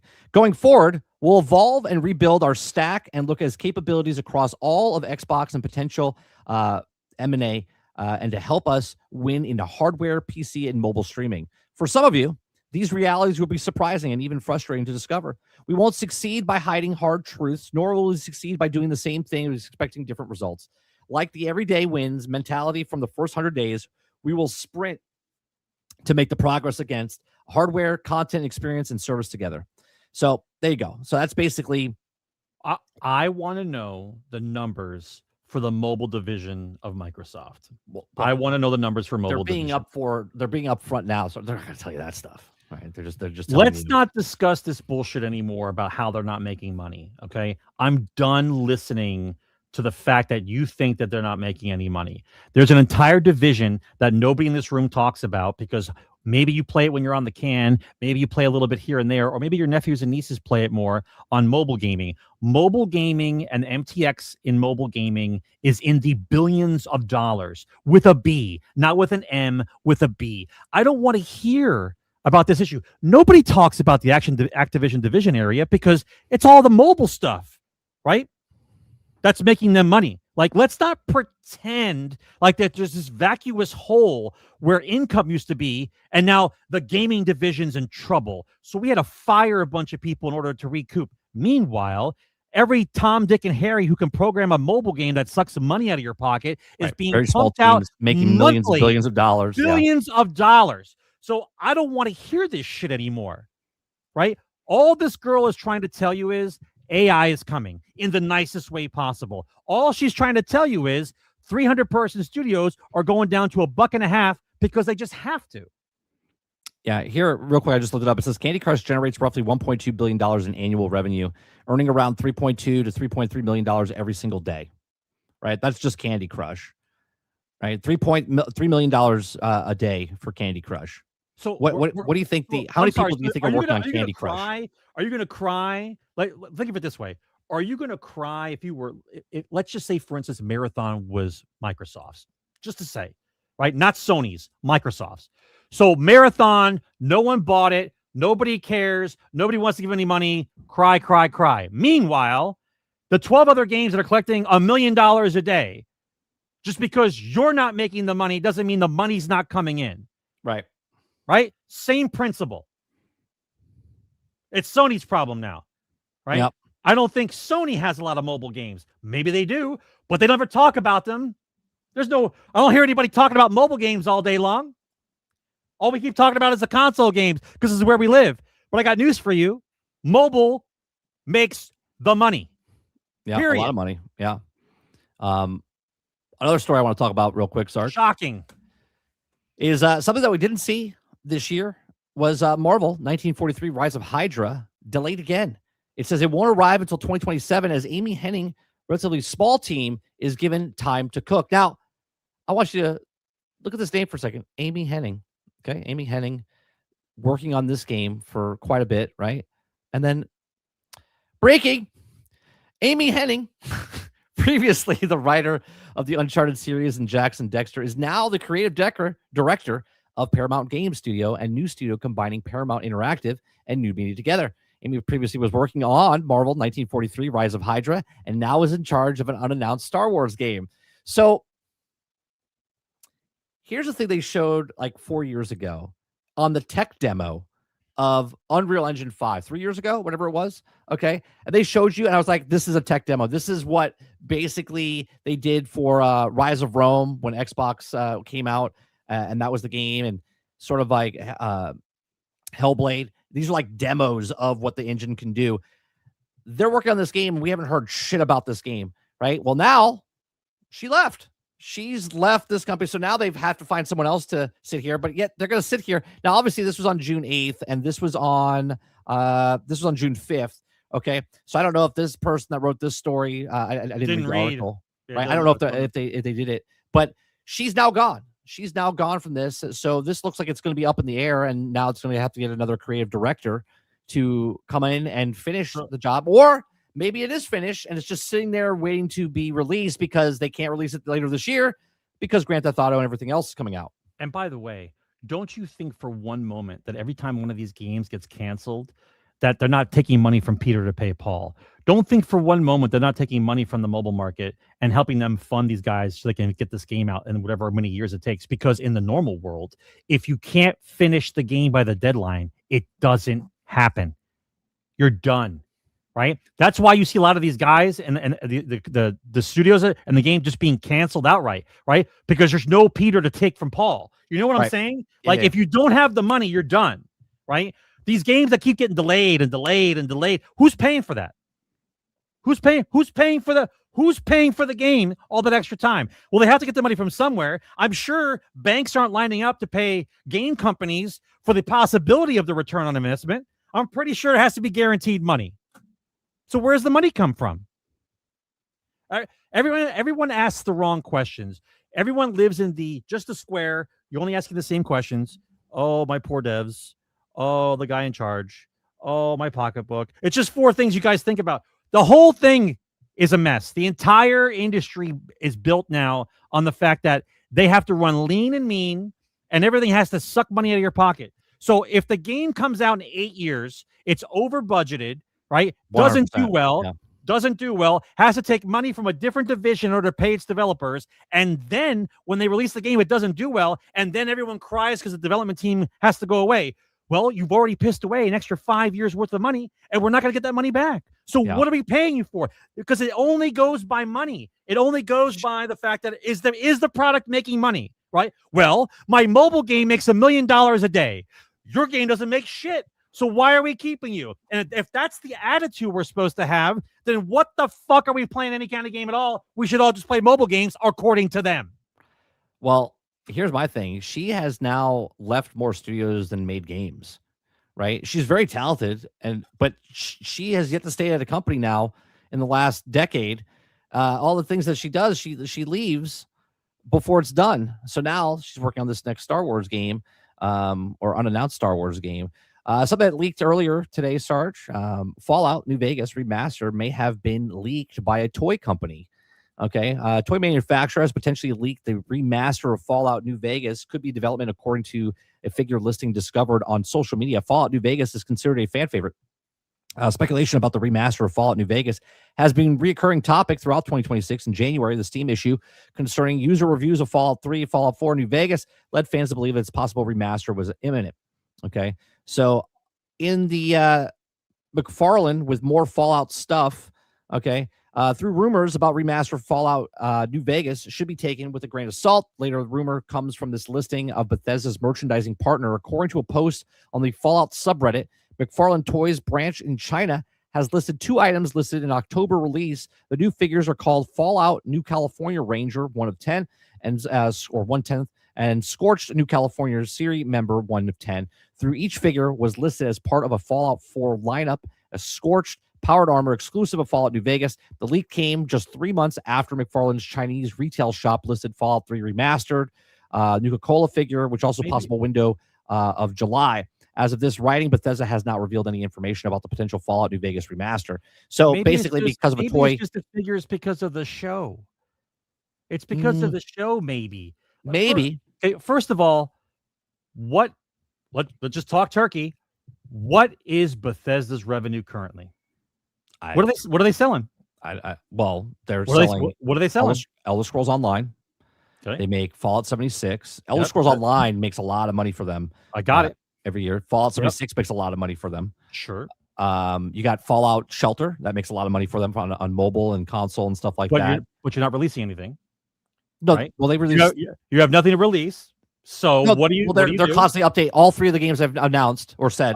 They're constantly updating these things, right? Sure, but there's Starfield? no game. That was no physical game. Starfield, 2023. Yeah, but they had the 2 updates that just came out, so they just got revenue from that. Okay, so they had their store they make money on. Oblivion came out. Okay. Yeah. So now you have to have something else come out. So they had the Fallout remaster come out, right? Very likely that New Vegas comes out as a remaster. Very likely. Well, yeah, there was a leak. Something. There was a leak about Fallout 3 and New Vegas and all the other stuff that they're going to redo. Of course, this is going to happen, right? I mean, we're not. It's just when, right? That's it. That's all it is. It's a leak because basically of a toy. But you might be right. It might be the toy that's coming out later down the line because of what the show was. But I didn't watch the show, so I don't know if those figures and stuff were in the show. What's the name of the figure? I just closed the story. I closed the story. The next thing I want to talk about, Sarge, is Destiny, right? Destiny, as everyone knows, they announced that June 9th was the last absolute update they were making for Destiny 2. Leading up to June 9th, people were spamming emotes and things. Petitions have been signed. Over 300,000 people signed a petition. The Destiny number that went up here, I'll show you this. I'll refresh it just to see if it was 116 before. It's 127 now, 133,000 in the 24-hour peak. You can see what's happening, right? 316,000 people, 3.3. It hit 162 or 167 on day 1 when it came out. Everyone's coming back because, again, there's over 500,000 people playing this across all platforms right now, right? And everyone's like, Sony, you're idiots for doing this, for not supporting this game. Because I watched an Ademion video today, and he was talking about people are not coming back because they want to play Destiny. They're coming back because of the new content that they put into Destiny, where all the things they asked for over the years are now lumped into this big update that they just put in. So people are going back to it because they've just been waiting in the wings because they stopped playing the game because there was no updates happening. There was no thing. Now this is here, and now they come back and play. They're like, you're idiots for stopping Destiny. You should be going to Destiny 3. You should be doing something with the Destiny franchise, right? Where if we go to Marathon, the other game that this was a free weekend, okay? A free weekend, and the free weekend didn't even fucking pass. Look, it jumped up to 40,000, okay? Which it was back in March 30th, when the game first came out, basically, and that's where it was at that point. It went back up to that point, but now it's going right back down to what it was. And this is the horse they bet on, right? This is the horse they bet on for Bungie instead of Destiny, where you have the Destiny community going, you guys are a bunch of idiots. We're here. We want to play the game. We're ready to give you money for game. We want to know stuff. So my question to you, Sarge, is, do you think Sony's game plan for this entire thing the whole time, even though they're not working on Destiny 3, they said, look, sales are down. Even if we make this last update, it's not going to do good, right? But what if we tell, and again, I'm speculating here, but what if we tell them that this is it? We're not supporting this anymore and see what happens. And obviously, because you get the influx of numbers that they want to see. Correct. They want to see actually how many people are actually interested in Destiny. Okay, but it's not like that they're drug addicts waiting for the next hit. you pissed off enough people that they're going to play other stuff now. Sure. Not everybody's going to come back for June 9th, right? Not everybody came back. Otherwise, the number would be like a 350,000 or 400,000. You know what I'm saying? Well, it is. Overall, all the systems, about 500,000 people playing right now. But you're not going to see all those people at the same time. By the way, concurrent, not. You want to call it a test? Sure. You think they're going to go back on their word?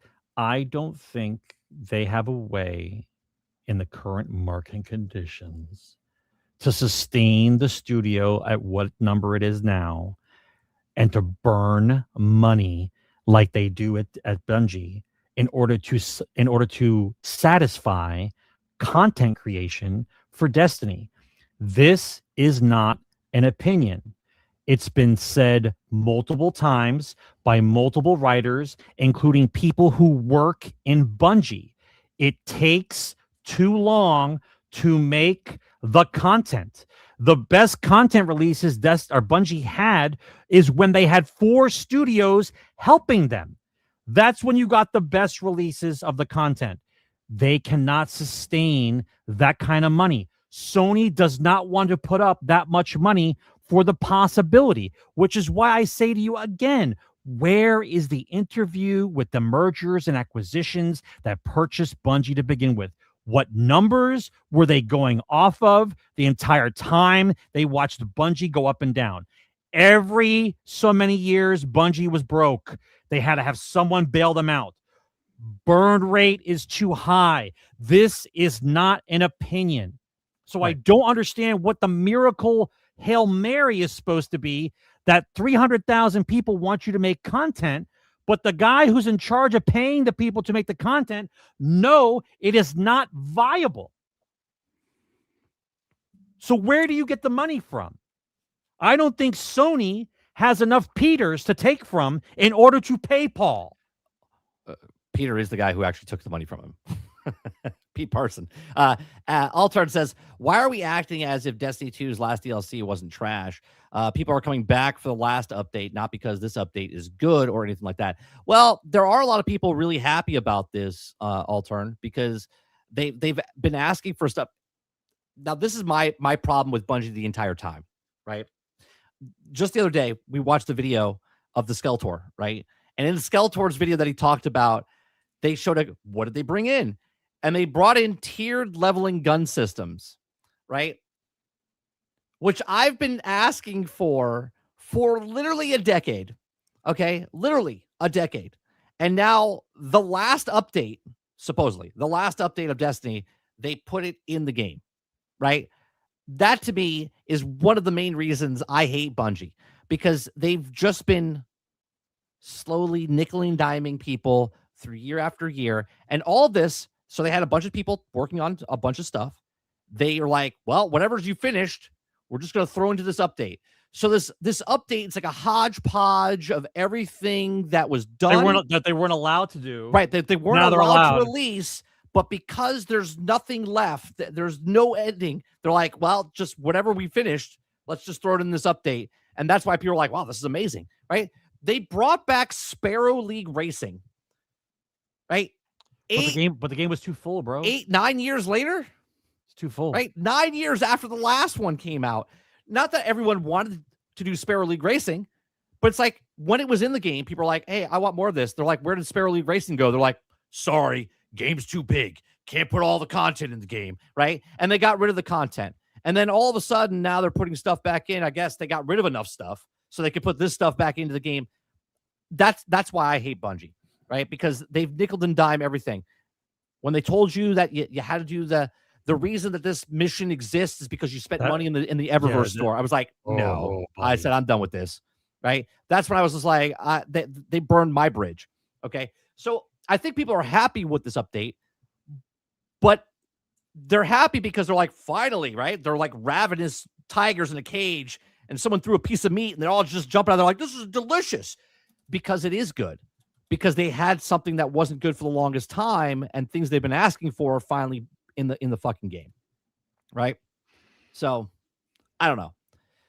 I think Sony would be absolute idiots if they, I know Paul Tassi and Jason Schreier have both said they are not working. There's no active development for Destiny 3, meaning there could have been in the past, but they're not currently working on anything on Destiny 3. You want me to actually believe, right, that 3 years before Destiny was going to end, you think there was no idea boards, no storyboards, no stories, no leaping off point of where the game was going to go after that? You want me to believe that as their ongoing game that they had the plan for? So if the plan was actually to be 10 years and we're done, thanks for the memories, then why would Sony acquire them? Was it because you knew about live service? Right. You thought you were buying $3.2 billion because they could come up with any monetary service? Not the one that was actually making money, but any version. As long as you put these 800 people in a room, they're going to come up with a thing that makes money. Was that I seriously doubt that. I seriously doubt that. That's the answer. Wolverine says tiers were there since last year. Just was brought game wide on Tuesday. Okay. It took them 9 years to put it in the game that I've been asking for a decade. My bad. It's still stupid that they didn't put it in until the 9th year or 10th year or the 11th year. I'm sorry, because we're in the 12th year now coming up, right? Let's see. Krabsy says it's the end of Destiny, and 30's favorite memory is when he stopped playing the game. Yeah. And look, I did like playing the game. I loved Destiny 1. I liked playing the game until they started lying to us and said it was too big and too stuff. And anyone that believes that shit, I got a bridge to sell you in the desert. Okay. Because obviously look at the game. Okay. They could have done all the stuff. Isn't it convenient? I know people don't like to bring up the lawsuit that the guy had with the Red War. Isn't it convenient that the Red Wars left the game? The guy said they stole the story. And then when it was in court, they just settled. Nothing happened. Okay. Because there wasn't enough evidence, because the company who made the Red War deleted it and they have no evidence of it in the studio. Weird. In what world would the company get rid of? It wasn't like it was 20 years old. They're like, oh, we should get rid of this to move to space. No, it was a game that was 6 years ago. And they went, oh, we just lost it. I don't know what hard drive it was on. Oopsie. Don't have the evidence. It's bullshit. Right. And that's not really a big deal, like why I hate them. It's just stuff like that. They're like, oh, yeah, oopsie, we don't have that anymore because we lost the hard drive. Like, what kind of bullshit is this? You guys are professional studio that keeps track. They still have footage and concept art from fucking Marathon from 1994. You're telling me they lost the game files for Red War from 2014, or I'm sorry, 2017? Like, what are we talking about? It's so stupid. Yeah, it's inside Pete Parsons' car in the pen drive. Like, it's just ridiculous. And people are like, yeah, just what they did. They had a sunset thing. It's what it was. And then they brought back stuff. I thought they had a sunset stuff. No, right? They've just made poor decision after poor decision after poor decision. And then when stuff like this happens, people are so excited because they love Bungie. And you can look at it now. Bungie fans are so excited that this is a Sony problem. It's not a Bungie problem. They're blaming Sony for this stuff, right? It's like the crypto. It's like impervious to responsibility is Bungie. Everybody who owns them is the one at fault. It's whoever controls them is the one at fault. They're never in the wrong. It's incredible. It's incredible. It truly is incredible, right? What else we got going on here? We got a little bit of time. Let's talk about War Dogs a little bit before we get into Q&A. Okay. War Dogs is good. War Dogs is what I want every Battlefield game to be, but they refuse to do. I'll play this in the background as we talk about it. Okay.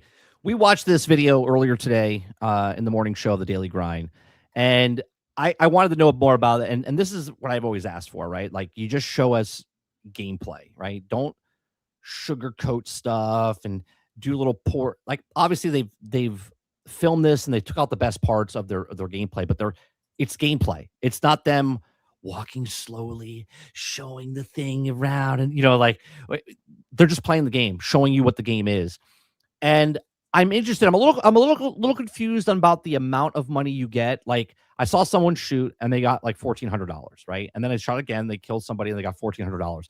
But then I saw someone get like $1,600 and I saw $1,200. And then I was like, what makes that? Why you get that money? Like right now in the upper corner, he's minus $4,180. Okay. I don't know how you can go into negatives of the money. You would just go down to zero, I would think. But unless you're owing money, you're taking a loan out or something. I don't know how that works. What I do like though is the gameplay that I'm seeing, right? I think there's pop in obviously happening when the copter's moving and stuff like that. The sound design in this game is excellent. Well, it seems like it's excellent. The gunplay seems good. Hit registration seems good. The pure joy of them playing the game, like when you're watching them play, like it seems like this is what Battlefield should have been. Yeah, it just seems good. Now, I'm not too excited yet. I got to play it myself. I wish that when the open beta comes out later this summer, because they are going to open it up, I want to play. But I think this is the game, Sarge, that we've been asking for. It's a 3v3. It's a hybrid version. Or three teams of 33. And yeah, it's a hybrid. It's not an extraction. It's not a battle royale. It's just an open world battle, large scale groups. The map looks good, by the way. So what are your thoughts, Sarge, on War Dogs? Well, a couple of things is what the uniforms are going to be. Can I identify a target from afar by just on their uniform? Because if they're gonna do all this kind of custom crap and everybody looks like a guy in the jungle, then you can't tell your team apart. Now, is it the armband?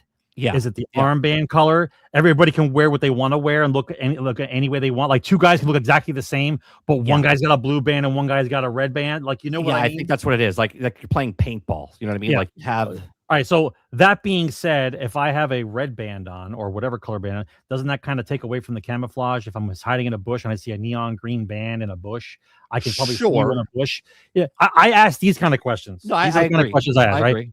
I need to know hit detection. I need to know gun. Are the guns actually different? Do they shoot different? Do you have to learn the ranges of each? It type seems of like gun? there's bullet drop. There's bullet drop in the game. Right.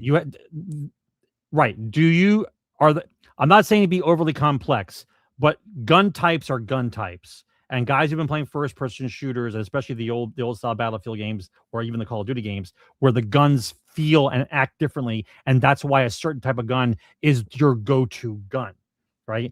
I need to see that part of the game. I need to understand the flow of the game involving the currency, because if I look at this, I almost look at it as like a more complex version of Battlefront. Like I need 1,000 points to be an upgraded trooper. I need 4,000 points. Right, to it's be the a money hero instead of character. the points. Right, the money is the points. Right, money is the point. So now that being said, if you're somebody who's good at getting targets and you get a large sum of money, but then I buy the helicopter, don't know how to have the helicopter, waste $10,000. I waste like 10 grand. And how long does it take me to be able to get the helicopter again? Right. So like the ebb and flow of the game, like if we wanted to do like an entire airstrike on somebody, how long do you have to play the game to bank up enough money in order to buy all the aircraft needed to do such a thing, instead of the vehicle just being there? Right. Well, it seems like a more staggered approach on how vehicles will be introduced into the game, even though regardless of where you are, you're still getting points for destroying material. There's two currencies up on the top, right? There's, I think, the team, or maybe your total bank, and then your match, which looks like this one up in the corner here, right? So right now he's at negative 380. As he killed somebody, it went up. He's at negative 380. But what's the negative 380? If you have a KD that's negative, are you in the negative dollars? I think when you die, let's see when the next person dies, if they stay on him, if it goes down. I mean, because otherwise you got to have a 3+ KDA in order for you to be positive in money, right? Well, no, because you don't only just get point or money on kills. You get on anything. On anything you do. Yeah, so if you heal somebody, if you build something, if you fly a thing and drop people off, you're getting paid doing something. As long as you're however style you want to play, you're playing, right? See, he got 1,200 there, right? Let me rewind that for a second. right? So he's at negative 8,659. He He sucks. makes the kill here. He's now down at negative 7,409. Okay. So he's building back up. So I guess that's his match. Like this guy's at 3,000 and he's got 24,000 in the other one. This guy's got 19,000 in his bank, now 20. Right. So I'm not really too sure. It would seem to me that you would bank up a bunch of money and then decide to buy something. Like not everyone's gonna have a vehicle all the time. You know what I mean? Yeah. But we don't understand the flow yet. I understand how the game mechanics are working, but we don't understand how the flow would go. I think it's exactly how you said at the beginning, like at Star Wars Battlefront, when you build up the point system and you get the Jedi, right? You have that money. You spent it 4,000 on the Emperor or whatever. Now you have less money, right? And then when you use that thing, you're not getting as much money or whatever. But the difference, but the difference would be in Battlefront, when I'm the Emperor, I don't get any more points.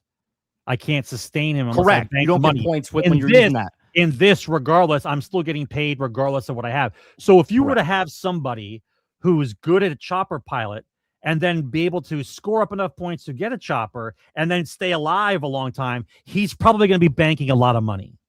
See, he just got a kill that said high value kill.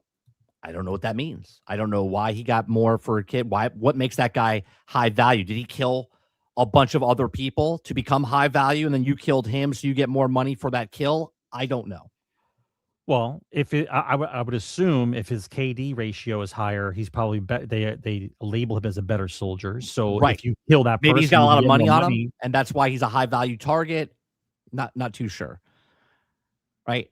I'm really interested in this game as far as it does feel like a Battlefield, as far as you're just playing the game, you're doing your own thing, and you're just making money as you go about it, right? It's not this zerging of we don't know because listen, you have to think like a noob gamer. Well, I'm looking on the map here. If you tell me everything you do in the game gives you money, regardless. When you're in the circle, and then you tell me I double the money inside the circle. Yep. So if getting money is what you need in order to get the better weapons or the better vehicles, then everyone will want to get as much money as possible. So everyone will be rushing the circle to kill as many people as possible. There's there's bases on the map, right? Which looks like a drill or something, right? There's like these depots. And let's say the circle's moving and it's nowhere near our base that we have. If I sit back the entire time and I'm building walls and barbed wire and turrets or whatever else I can build, okay, that circle is all up here, right? It's nowhere near me. I'm not in that circle. I'm not even playing with everybody else. I'm just building the base for when the time comes, when someone comes attacks the base and that circle happens to come over our marker. It's it's like a solitude. It's Fort Knox, right? You know what I mean? I've been sitting there the whole time making money. Yes, it's not double, but I'm still pushing with my team as far as I just built this whole base up. So now when the team comes to the base to protect it, they're like, holy shit, it's like Fort Knox here, right? You did that and you weren't being a part of the actual mission or the thing. So the thing moves throughout the actual match, okay? And you can do what you want. You can go off on your own little missions. You can go build stuff. You can go drive tanks places. You can go all the way to the outside of the map, come around and kill people. So everything you do in this game gets you currency. Obviously, if you're a person that wants to be in the combat on the front lines, basically, wherever that circle is, that's the front line, right? That's the front line where you're getting double XP or double money and stuff like that. The drag mechanic, I think, is fantastic in the game. And it's in Battlefield. And let's not forget, it's not red versus blue. It's red versus blue versus green. Correct. So the battles you're getting into are completely chaotic because there is no front line. Right. So there's different forces. If you get close, there's VoIP, right? Let's say green meets blue, and a blue squad's like, hey, you guys want to help us? We'll attack red. You know what I mean? Like, you can have things like this happen. Right, because you can have friendly fire. Correct. You can also kill your own guys as well, right? So, I don't know. I'm excited for the game. I'm not overexcited because I really want to see how this turns out. I want to play the beta when it comes out, but I am excited. Like, see, they're putting some code in right now. And when they hit the code, it starts to drill, and I guess you get more money. I'm going to see if it goes through and if he does it. but they. Yeah, I'm gonna see if he hits it. Something happens. Oh, someone came in. Someone's in there. Oh, someone sniped him. Oh, this is funny. You can do this Mr. and revive people. Mr. Miyagi. Yeah, you can Mr. Miyagi. It takes a really long time, but if you have a defib, obviously it's faster. But you can't just go around like in Battlefield and just keep reviving people with the defib. You have to arm it and then hit them with it. Yeah, but what you're telling me is that I don't have a defib, I can Mr. Miyagi him up. Yeah, it takes a really long time though, like a really long time. What's a really long time? Well, you see it later in the video. It's like I want to say it's like 45 to a minute. Good to Lord, Mr. just To sit Mr. there. To Mr. Miyagi Yeah, somebody Mr. up. Miyagi someone, yeah. So I don't know. I'm excited for this. I like what's happening here. And we just saw this about 3 weeks ago I mean, originally. it looks fun, but It's a good shot. the He mechanics. hits him here. He hits him here. The mechanics. Oh, beautiful. Is that a tracker? Or is that just straight? No, shot? that was just a straight shot, straight rocket. No tracker. Yeah, he loses. He's like, oh my God. Yeah, he hit it. That's good stuff. He got a lot of money for that too. Holy Christ. Let me see what he got 14 grand for that kill. He killed 5 guys in that thing. Yeah, that's good stuff. I mean, And then it says getting paid for everything you do in the game, it makes mercenary work sound glorious. yeah, right. Yeah, the economy in this game sounds much better than the economy in Fable. And the right? economy in this game is broken. And never mind, Fables is broken. This is. Yeah. Are you paying for bullets in this game? Yeah. So when you buy bullets and you buy guns and stuff like that, it deducts it from your total. That's how you get stuff. Every time you kill somebody with a bandage, you're losing $5 or $10, whatever it is. Yep. So I don't know, pretty good. I like it. I mean, we're gonna see though, but I can only imagine what happens if you're no good at the game, that you can't get paid, so you can't get weapons, and you're gonna stop playing. Like you know what I mean? Yeah, because it's gonna be a part where someone like Shroud is gonna have like $1 million, and you're gonna have nothing, and he's pulling out rocket launcher, tank, helicopter, and you're like, "Ew, I'm out of bullets." Right. You're like, I don't know what to do. Right. Right. Like the level of troll is next level in this game. Yeah, especially if there's VoIP and you can drag the enemy. Yeah, you can. You can drag the enemy. You can actually. Right. I went back and looked at it. You guys told me in the stream this morning. So they revived a guy and then shot him again. like max troll, bro. Yeah, so you could do that to people as well. That's good stuff. All right, let's get to Q&A while we sit here. Do I have another story? Ubisoft closes Belgrade studio. 100 employees are let go for Ubisoft. Dune Awakening, Sarge. Dune Awakening. While we sit here waiting for questions. If you guys have a question, go ahead and just click or put a Q in front of your question, and then we'll mark it for you. So, Dune Awakening, after deciding it's not an MMO, right? Dune Awakening is adding a single player mode, easily one of the most requested features. So they're completely this game is a single player game now. It's coming to console on September 22nd. It will launch on PlayStation 5 and Xbox Series X, a single player coming the same day, and the final act of the book of the story dropping as well. It says this will be the best version of Dune Awakening yet. Now, obviously, it's been in early access this time, right? Not just a great open world survival game, but an ultimate gateway into the science fiction most iconic worlds. I like to think the open world survival game is the title case, deep in the line of the sand. This ain't no MMO, buddy. This is a OWS. Single player will be an option when you first start Dune Awakening, and the dev explained, letting you finally experience the entire game in single player mode across all platforms and play entirely at your own pace. This is why I bought the game originally, right? I knew the story was going to come out, and I was like, I'll wait for the whole story and I'll play the single player. Now they're actually making a single player. It says the solo mode will offer 3 preset difficulty settings, as well as a full manual customization for things like XP, enemy strength, harvest speed. All NPCs are here, but no other players' Funcom ads. It says the Deep Desert is fully available within the content and the challenges, but the map never resets of your buildings or never wipes. So, like, my building got wiped because I was playing on the MMO type of server. If you're playing single player, you can build your house, you can do all the stuff. It doesn't get wiped. It doesn't get stuff like that. It says the music will some players' ear. Storm remains the weather events, but is less destructive. So you'll still have to repair your building, but you won't get it lost. It says it simulates other player engagement with the factions, conflict, keeping competitive and engaging. He says, how does the new mode fit into the update of the Dune ecosystem? He says, we're putting characters, not servers, at the center of the experience. Funcom says single-player characters will remain exclusive to the single-player mode, but private and self-hosted server characters can be played on any of these and can even go between private and self-hosted servers. So there you go.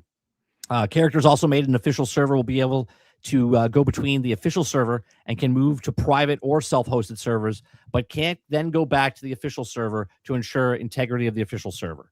A lot of the true blue MMOs are playable solo in some capacity. Some of the clearest example probably being Iron Man accounts of old school RuneScape, which by design can't trade or really interact with other players. You can also put your head down and focus on the story quests almost entirely solo in the likes of like Final Fantasy 14, which then even made the solo play easier by beefing up the NPC allies. You can also streamline multiplayer dungeons and like. So there you go. So I think this is a good move. I think they'll sell a lot more copies of this game now that it's single player. You actually might be interested in the game now because now it's not an MMO, and you might want to play through the single player because you do like Dune, right? So the first small story that I played when it came out last year, I thought was good.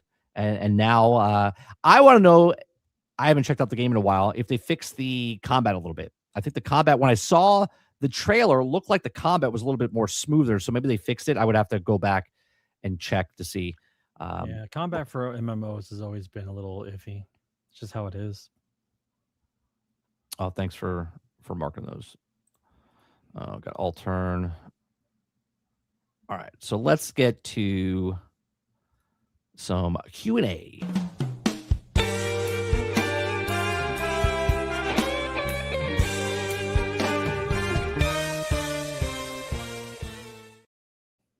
You know what we should change the name to? We should change the name to Krebsy Asks Questions. That's what we should do. Because that's basically, it's just Krebsy. It's mostly Krebsy, which I'm not making fun of you, Krebsy. I just think it's funny. Altern says, so now that Destiny is closed, is the best looter shooter now is Warframe. You know what's funny though about Warframe? This is not me shooting, like giving shit to Warframe. People that play Destiny don't give two shits about Warframe, right? So Destiny could, what's that? It is two different clans. Completely. Yeah, Destiny could die, like be done, and they'd be like, "I'd rather play nothing." Like they don't want to play Warframe. There might be some people who would. Yeah, sure. But what I'm saying masses is, are not going over to Warframe. Yeah. But yeah, I would say it's up there, but it's by default now because that would be the longest lasting type of thing because Warframe came actually before Destiny. Like I want to say like 7 months before, something like that.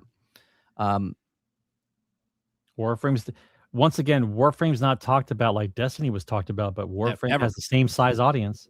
Well, Warframe has completely changed from when it started to what it is now. That's correct. Completely changed. Altered says, how much time do you think to give Asha Sharma before Satya comes in and fucks up Xbox again? I mean, Xbox. I think 2 years minimum. Minimum 2 years minimum. Minimum 2 years. She has to learn what the company does. She's got to learn the numbers. She's got to learn what they sell, how they sell it, right? I understand she's going to make everything AI, but you have to understand how that works. Replacing people. Listen, if you replace the coding for certain things with AI and let everybody else do the actual art, that would be genius. But the way they keep speaking about it is they're getting rid of people because they want AI to do their job completely, right? The guys that talk to them say that, well, the AI can do the art.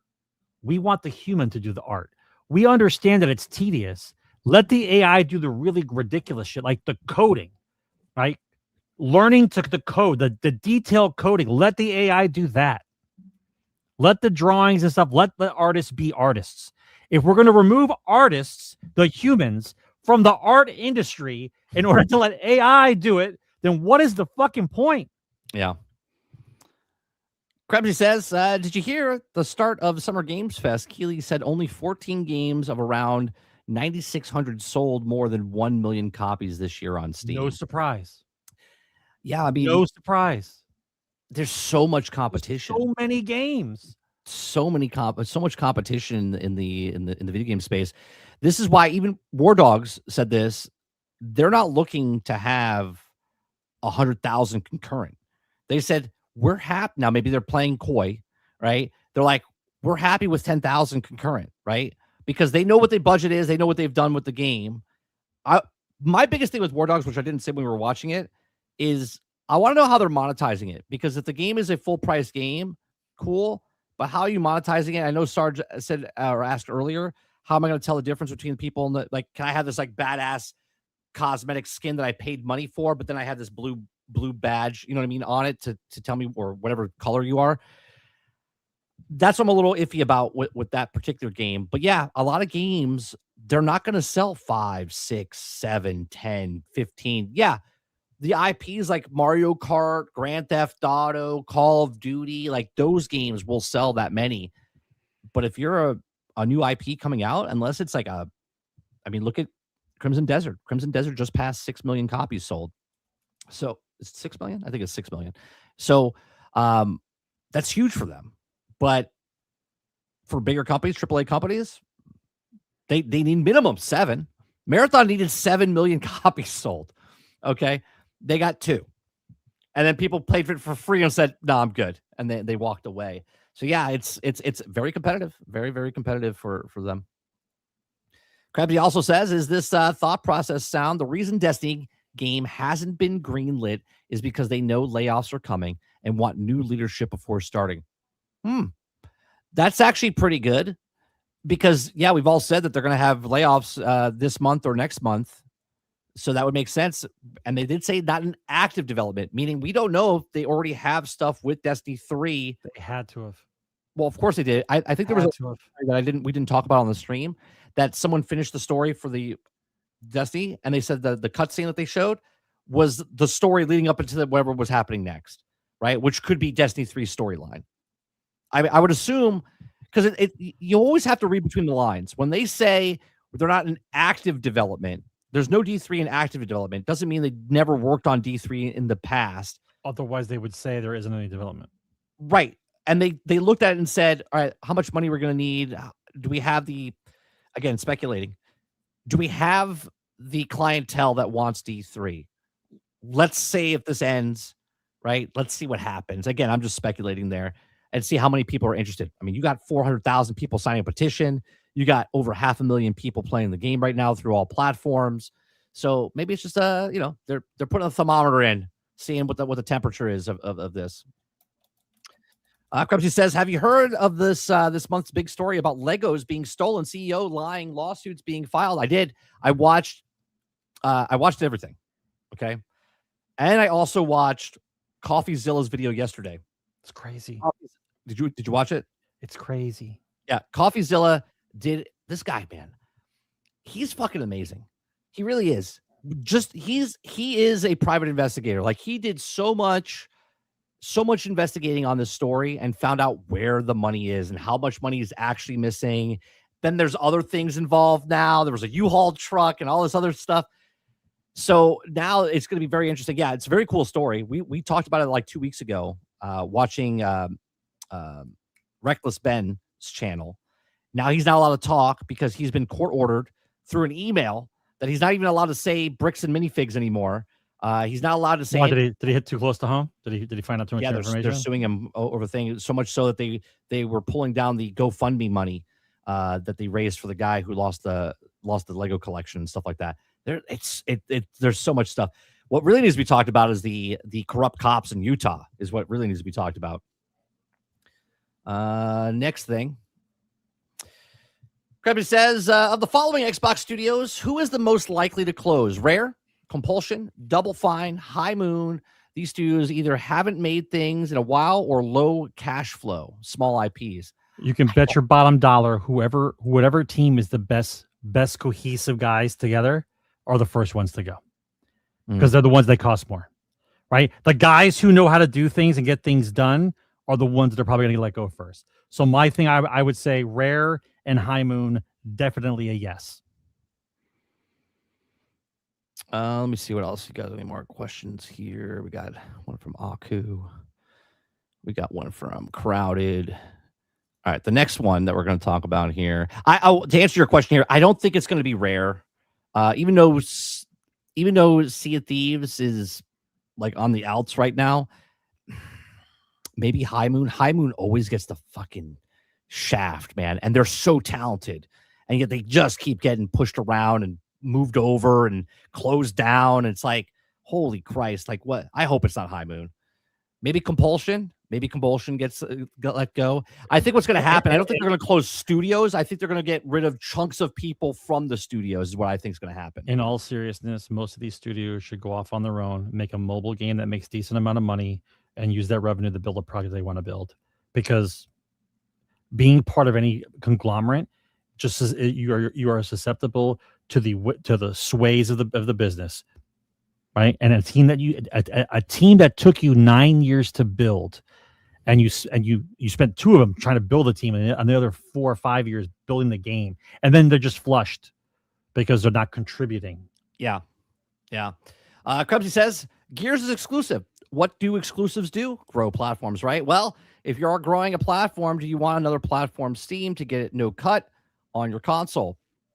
I don't think they're worried about the PC market is not their concern. It's the other console that they're in competition with. Remember, them putting the stuff on PC, they're just getting extra money from that, right? And those are people that are not going to buy consoles. Those are people that are on PC, or they have a console, they just like to play stuff on PC, right? Or they like to play on PC. So I don't think they're really worried about the cut that they're giving over there. I do think it's smart for them to, which we talked about in the past a little bit, right? When Call of Duty came out and when Sony bought Destiny, I said if they want to, I was like, if they want to make Elder Scrolls 6 exclusive, then they make Elder Scrolls 6 exclusive. If they want Destiny to be exclusive, they make it Destiny exclusive. If they bought it, they can do what they want with it. So I have no problem what they're doing. Does it sell consoles? It does if a console is $300. It's not selling a console that's $900. I'll tell you that. So you can put E-Day on there, but people are not going to spend $800 and $900 to play E-Day. They're not going to play $900, $1,000 to play Wolverine, right, over on PlayStation. It's just not going to happen. The people that are already on the consoles are going to play it, but the people that don't have a console, they're not going to spend it. Next one, Altern says, what do you think will be the first thing Sony will do once it all has full control of Bungie, other than layoffs? I think they're mobile bound, bro.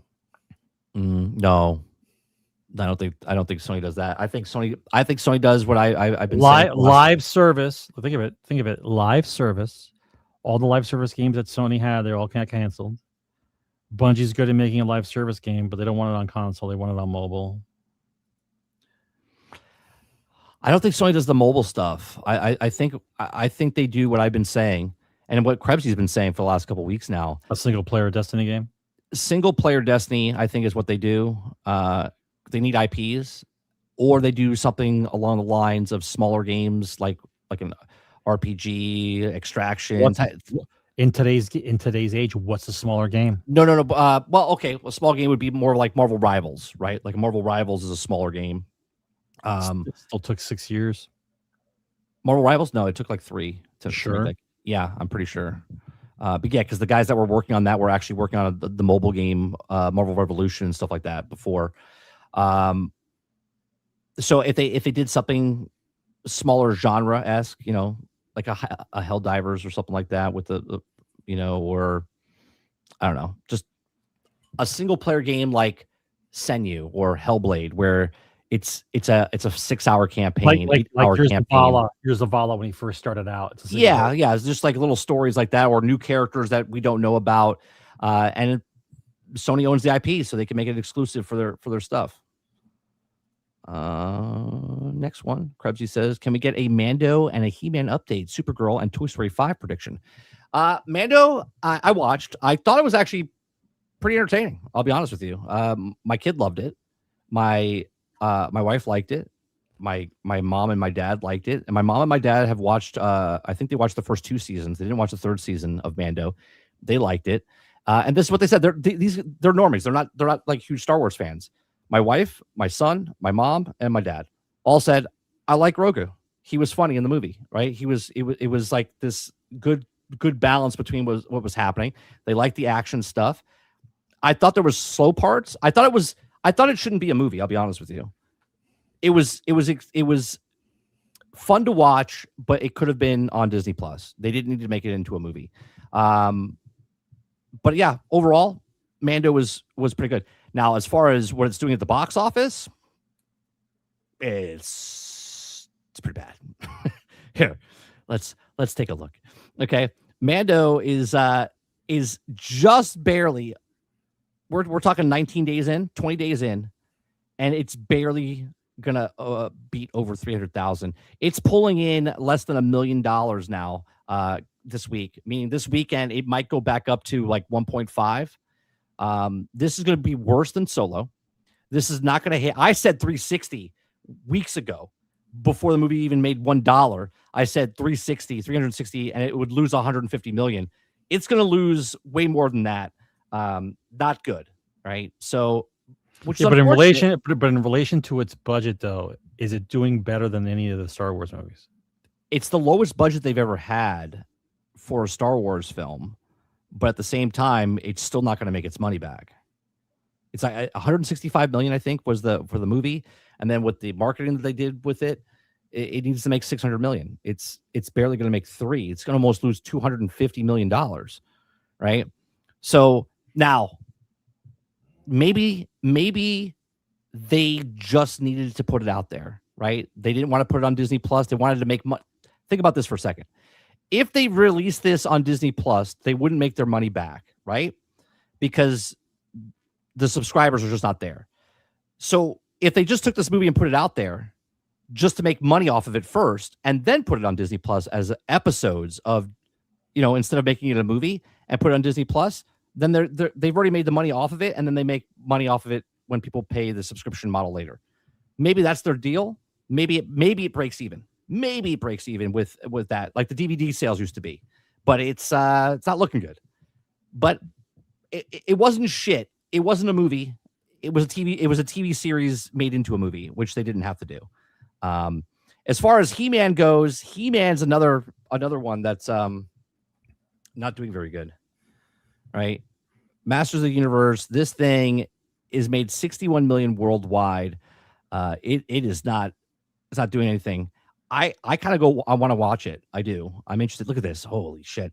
It's tomorrow is the first Friday. It's going to have probably have like a 60% drop off. Okay, but you do realize that nobody alive today knows who He-Man is. That's not true.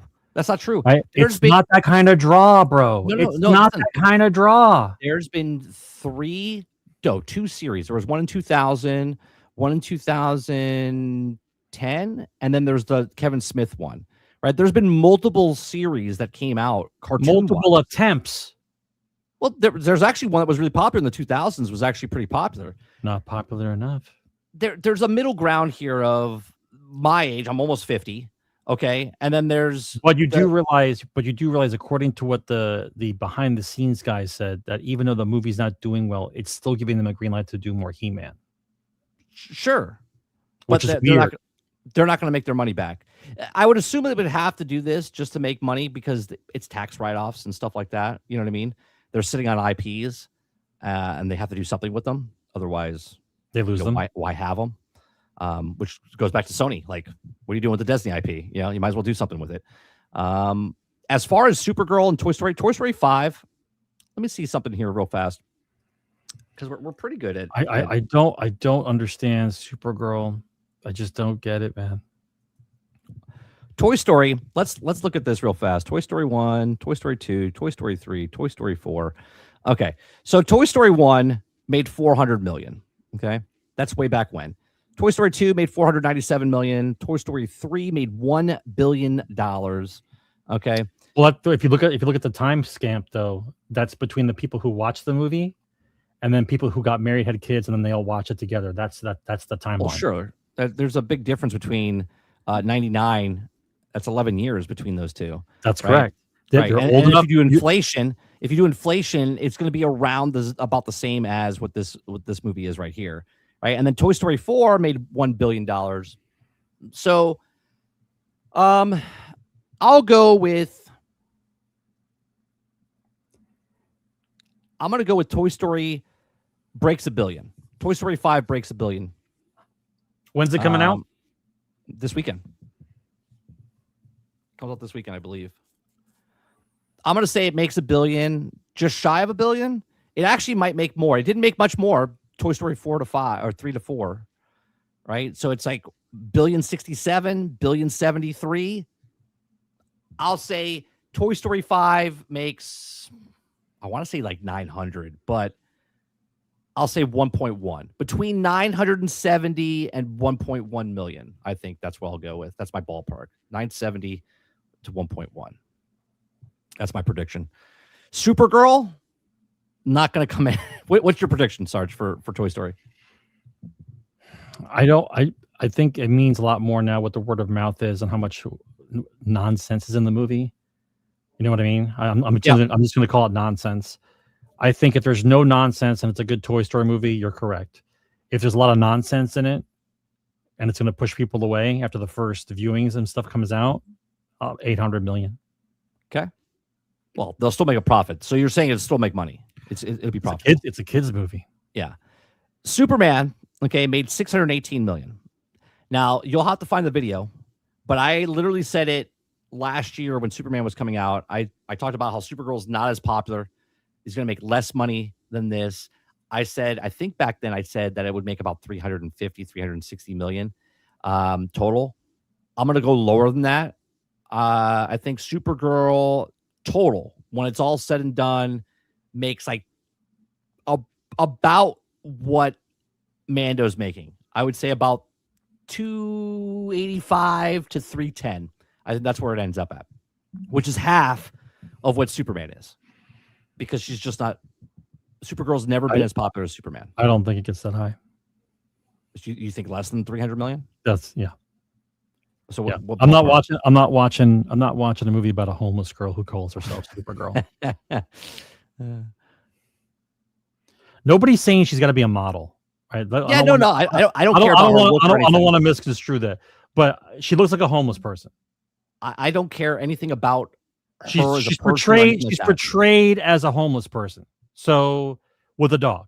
If she was a homeless girl and the story was about her trying to save her dog that had cancer, it would be the same movie without the cape. All right, next question is Jesse Mack says, Asha is set to lay off people next month. How they affect them in the long haul. Next 5, Asha would need AI support. AI just taking other people's lives and money who actually worked there for decades. What's the question, though? Your people's lives and money who actually worked for decades. You're asking a question like who worked there all these decades and being replaced by AI. Is that what you're saying? Asha has get to lay off people next month. How they affect them in the long haul. Next 5, Asha would need AI support. AI just taking other people's lives and money who actually worked there for decades. Isn't it next 5 meaning the next 5 years? Next 5 years, yeah. I mean, when I think the AI comes in, it's going to take over people's jobs, but at the same time, they're going to hire these people back. They're just not going to hire as many people back, right? To get the books back to normal where they can make money, they're going to have to lay off a lot of people. And besides, who's going to double check the work of AI? Do you think the AI works perfectly? The AI can only work when it's programmed to work. We're not talking about sentient AI. We're talking about AI. It's programmed to do a job. Great. Who checks on the work of AI? That's like saying we're going to open up a business. I'm going to advertise for. We're going to let the AI advertise for us. But meanwhile, it's advertising for all our competitors because it has the same name, pizza, in the name.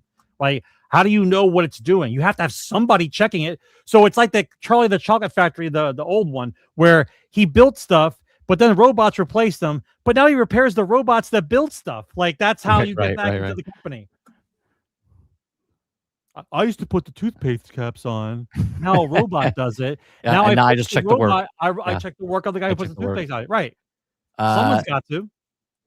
Is it Armada Coleman, 9810, $2 super chat. Thank you very much. Says Crimson Desert, Damien is a good at fighting. Yeah, I loved her when I played. I gotta go back now that they've made all the updates and stuff like that. I'm definitely looking forward to getting back into the game, especially since they did all those changes in Crimson Desert. Now that it replenishes the map, so you can go back and keep fighting and then leveling up. So that's fun. Thank you very much for the $2. I appreciate that. Aku says, how long do you think it takes for Sony to greenlight Destiny 3 because marathon numbers?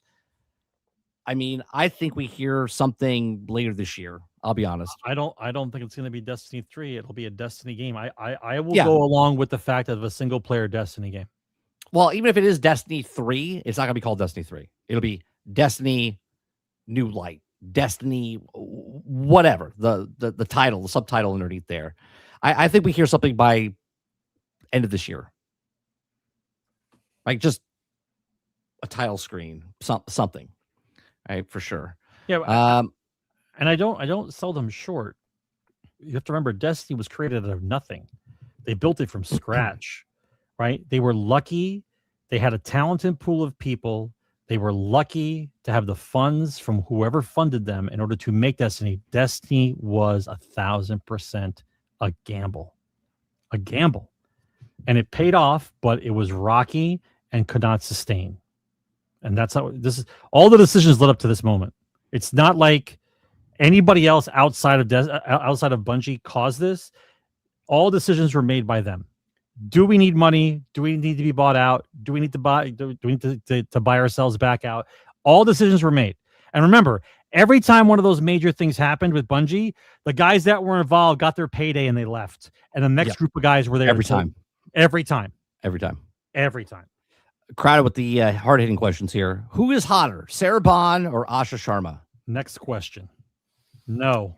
I mean, if I had to pick. You don't have to pick. Well, he's asking a question. That's my show. So I think they're both married. I'll say Asha. I'll say Asha is hotter. Not by much, though. I'll be honest. No. So there's the hard-hitting question. Let me go back to chat real fast. Let's see. Even my late shift couldn't stop me from watching GXG. Well, we appreciate it. Krebsy says, I agree with that number. Which number? The Toy Story? The Supergirl? Which one? Altern says, super homeless. And El Dente says she isn't homeless. She has a Winnebago. Let's see. Altern says it's Supergirl who's super homeless trying to save her super dog from super cancer. That's right. Yes. First of all, how does a dog from Krypton? First of all, is he a dog? All right. Second of all, how does he have cancer? Just asking. Yeah, Superman doesn't get sick. So because if the dog gets superpowers from the sun, and the sun's hitting the dog, and the dog is healing. So everything about him, that's how they healed Superman. And this is how you know they don't understand comic books. Yeah. Altern says they do a major DLC for Marathon, and if they doesn't sell, it's closing. Look, I've said it from the start. It's lasting a year. It's not. Minimum year for Marathon. It is not lasting a year. Well, it's going to last more than 90 days. Barely. Phil Spencer's hotter. And I think that's it. Oh, you don't care, but it's kryptonite. Great. Kryptonite gave him cancer. The only thing that dog can suffer from is what they all suffer from is kryptonite. That's it. I mean, does he have a shard inside of him? Is your dog going full blown crazy, huh? Yeah. If they have Krypton inside of him, then you can just take his hand and just go and grab it, right? He can just and he heals. Yeah. That's how he heals. And he would just heal it. That's Obviously, correct. he can't touch it with his hand, right? He would have to put some sort of, protective gear on. Lead. Right? Or real quick, just go Right.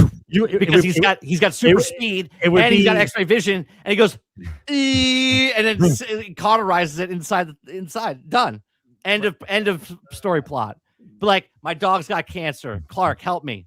Done. There you go. Credits roll. The Earth is saved. Credits Like, roll. No concept of comic book stuff at all. The dog's got cancer. How? So my dog. How does a dog got cancer? My window, and he's just barking. Yeah, he doesn't like that. Dad. Yeah, he doesn't like that crypto has cancer. That's what he's doing. It would be the easiest surgery for a veterinarian. Like, there's kryptonite in my dog, take it out. It's like, well, it's gonna don't just cut the dog open. Go in and get it. And as soon as you take it out, the dog will heal. Yeah, he heals. He heals automatically. It would be the easiest job ever. How much? Don't even worry. You could be real messy, Doc. Just don't worry about it. Yeah, just grab out there. It'll automatically heal. End of story. Crowded for the last day says they could do a game for each one: Zavala, Ikora, and Kate. Yeah, that's correct. We talked about this a couple weeks ago. That's correct. 100%. They could take the story single player. This is what I said, Crowded, because I know now everyone watches every show. All right, I said a couple weeks ago. I said, if Sony really wants to just make single player stories, make them Sony exclusives. They don't put them on PlayStation.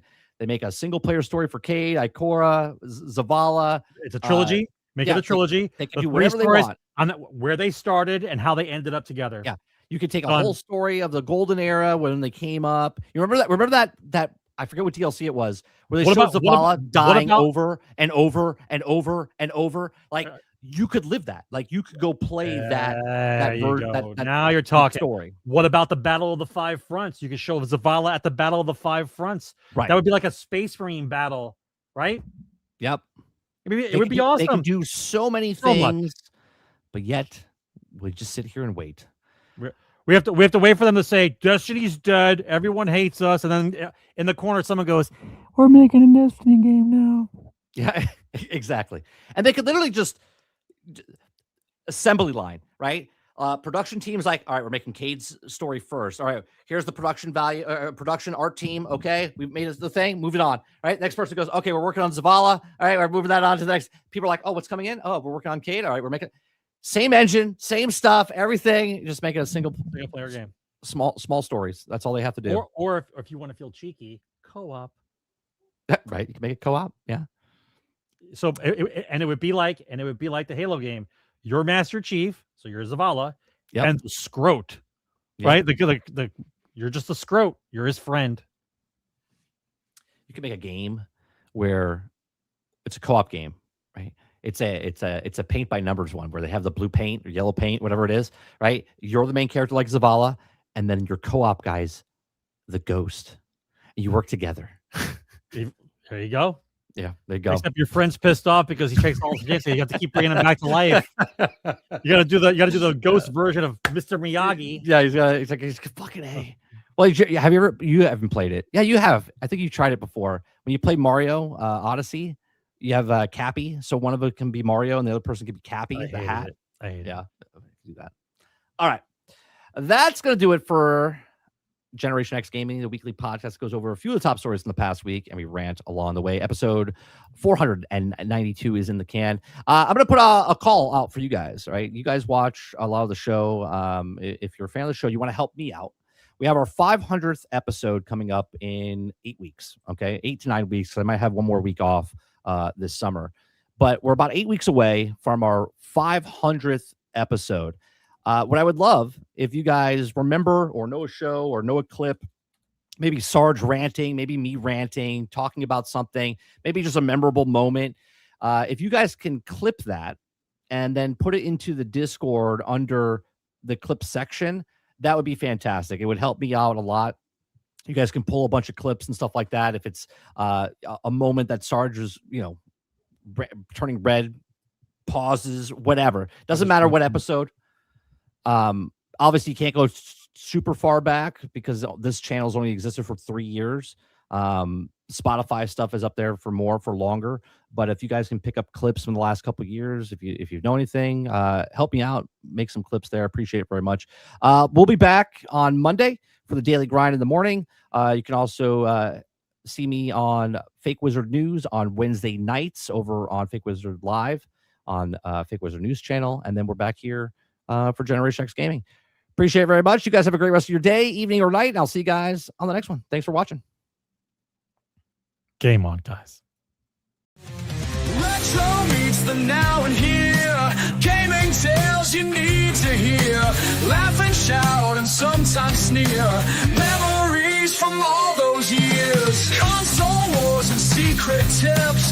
Tips and tricks from pixel trips. News that pours from gaming sips. Critical minds and candid lips. And Generation X Gaming Show.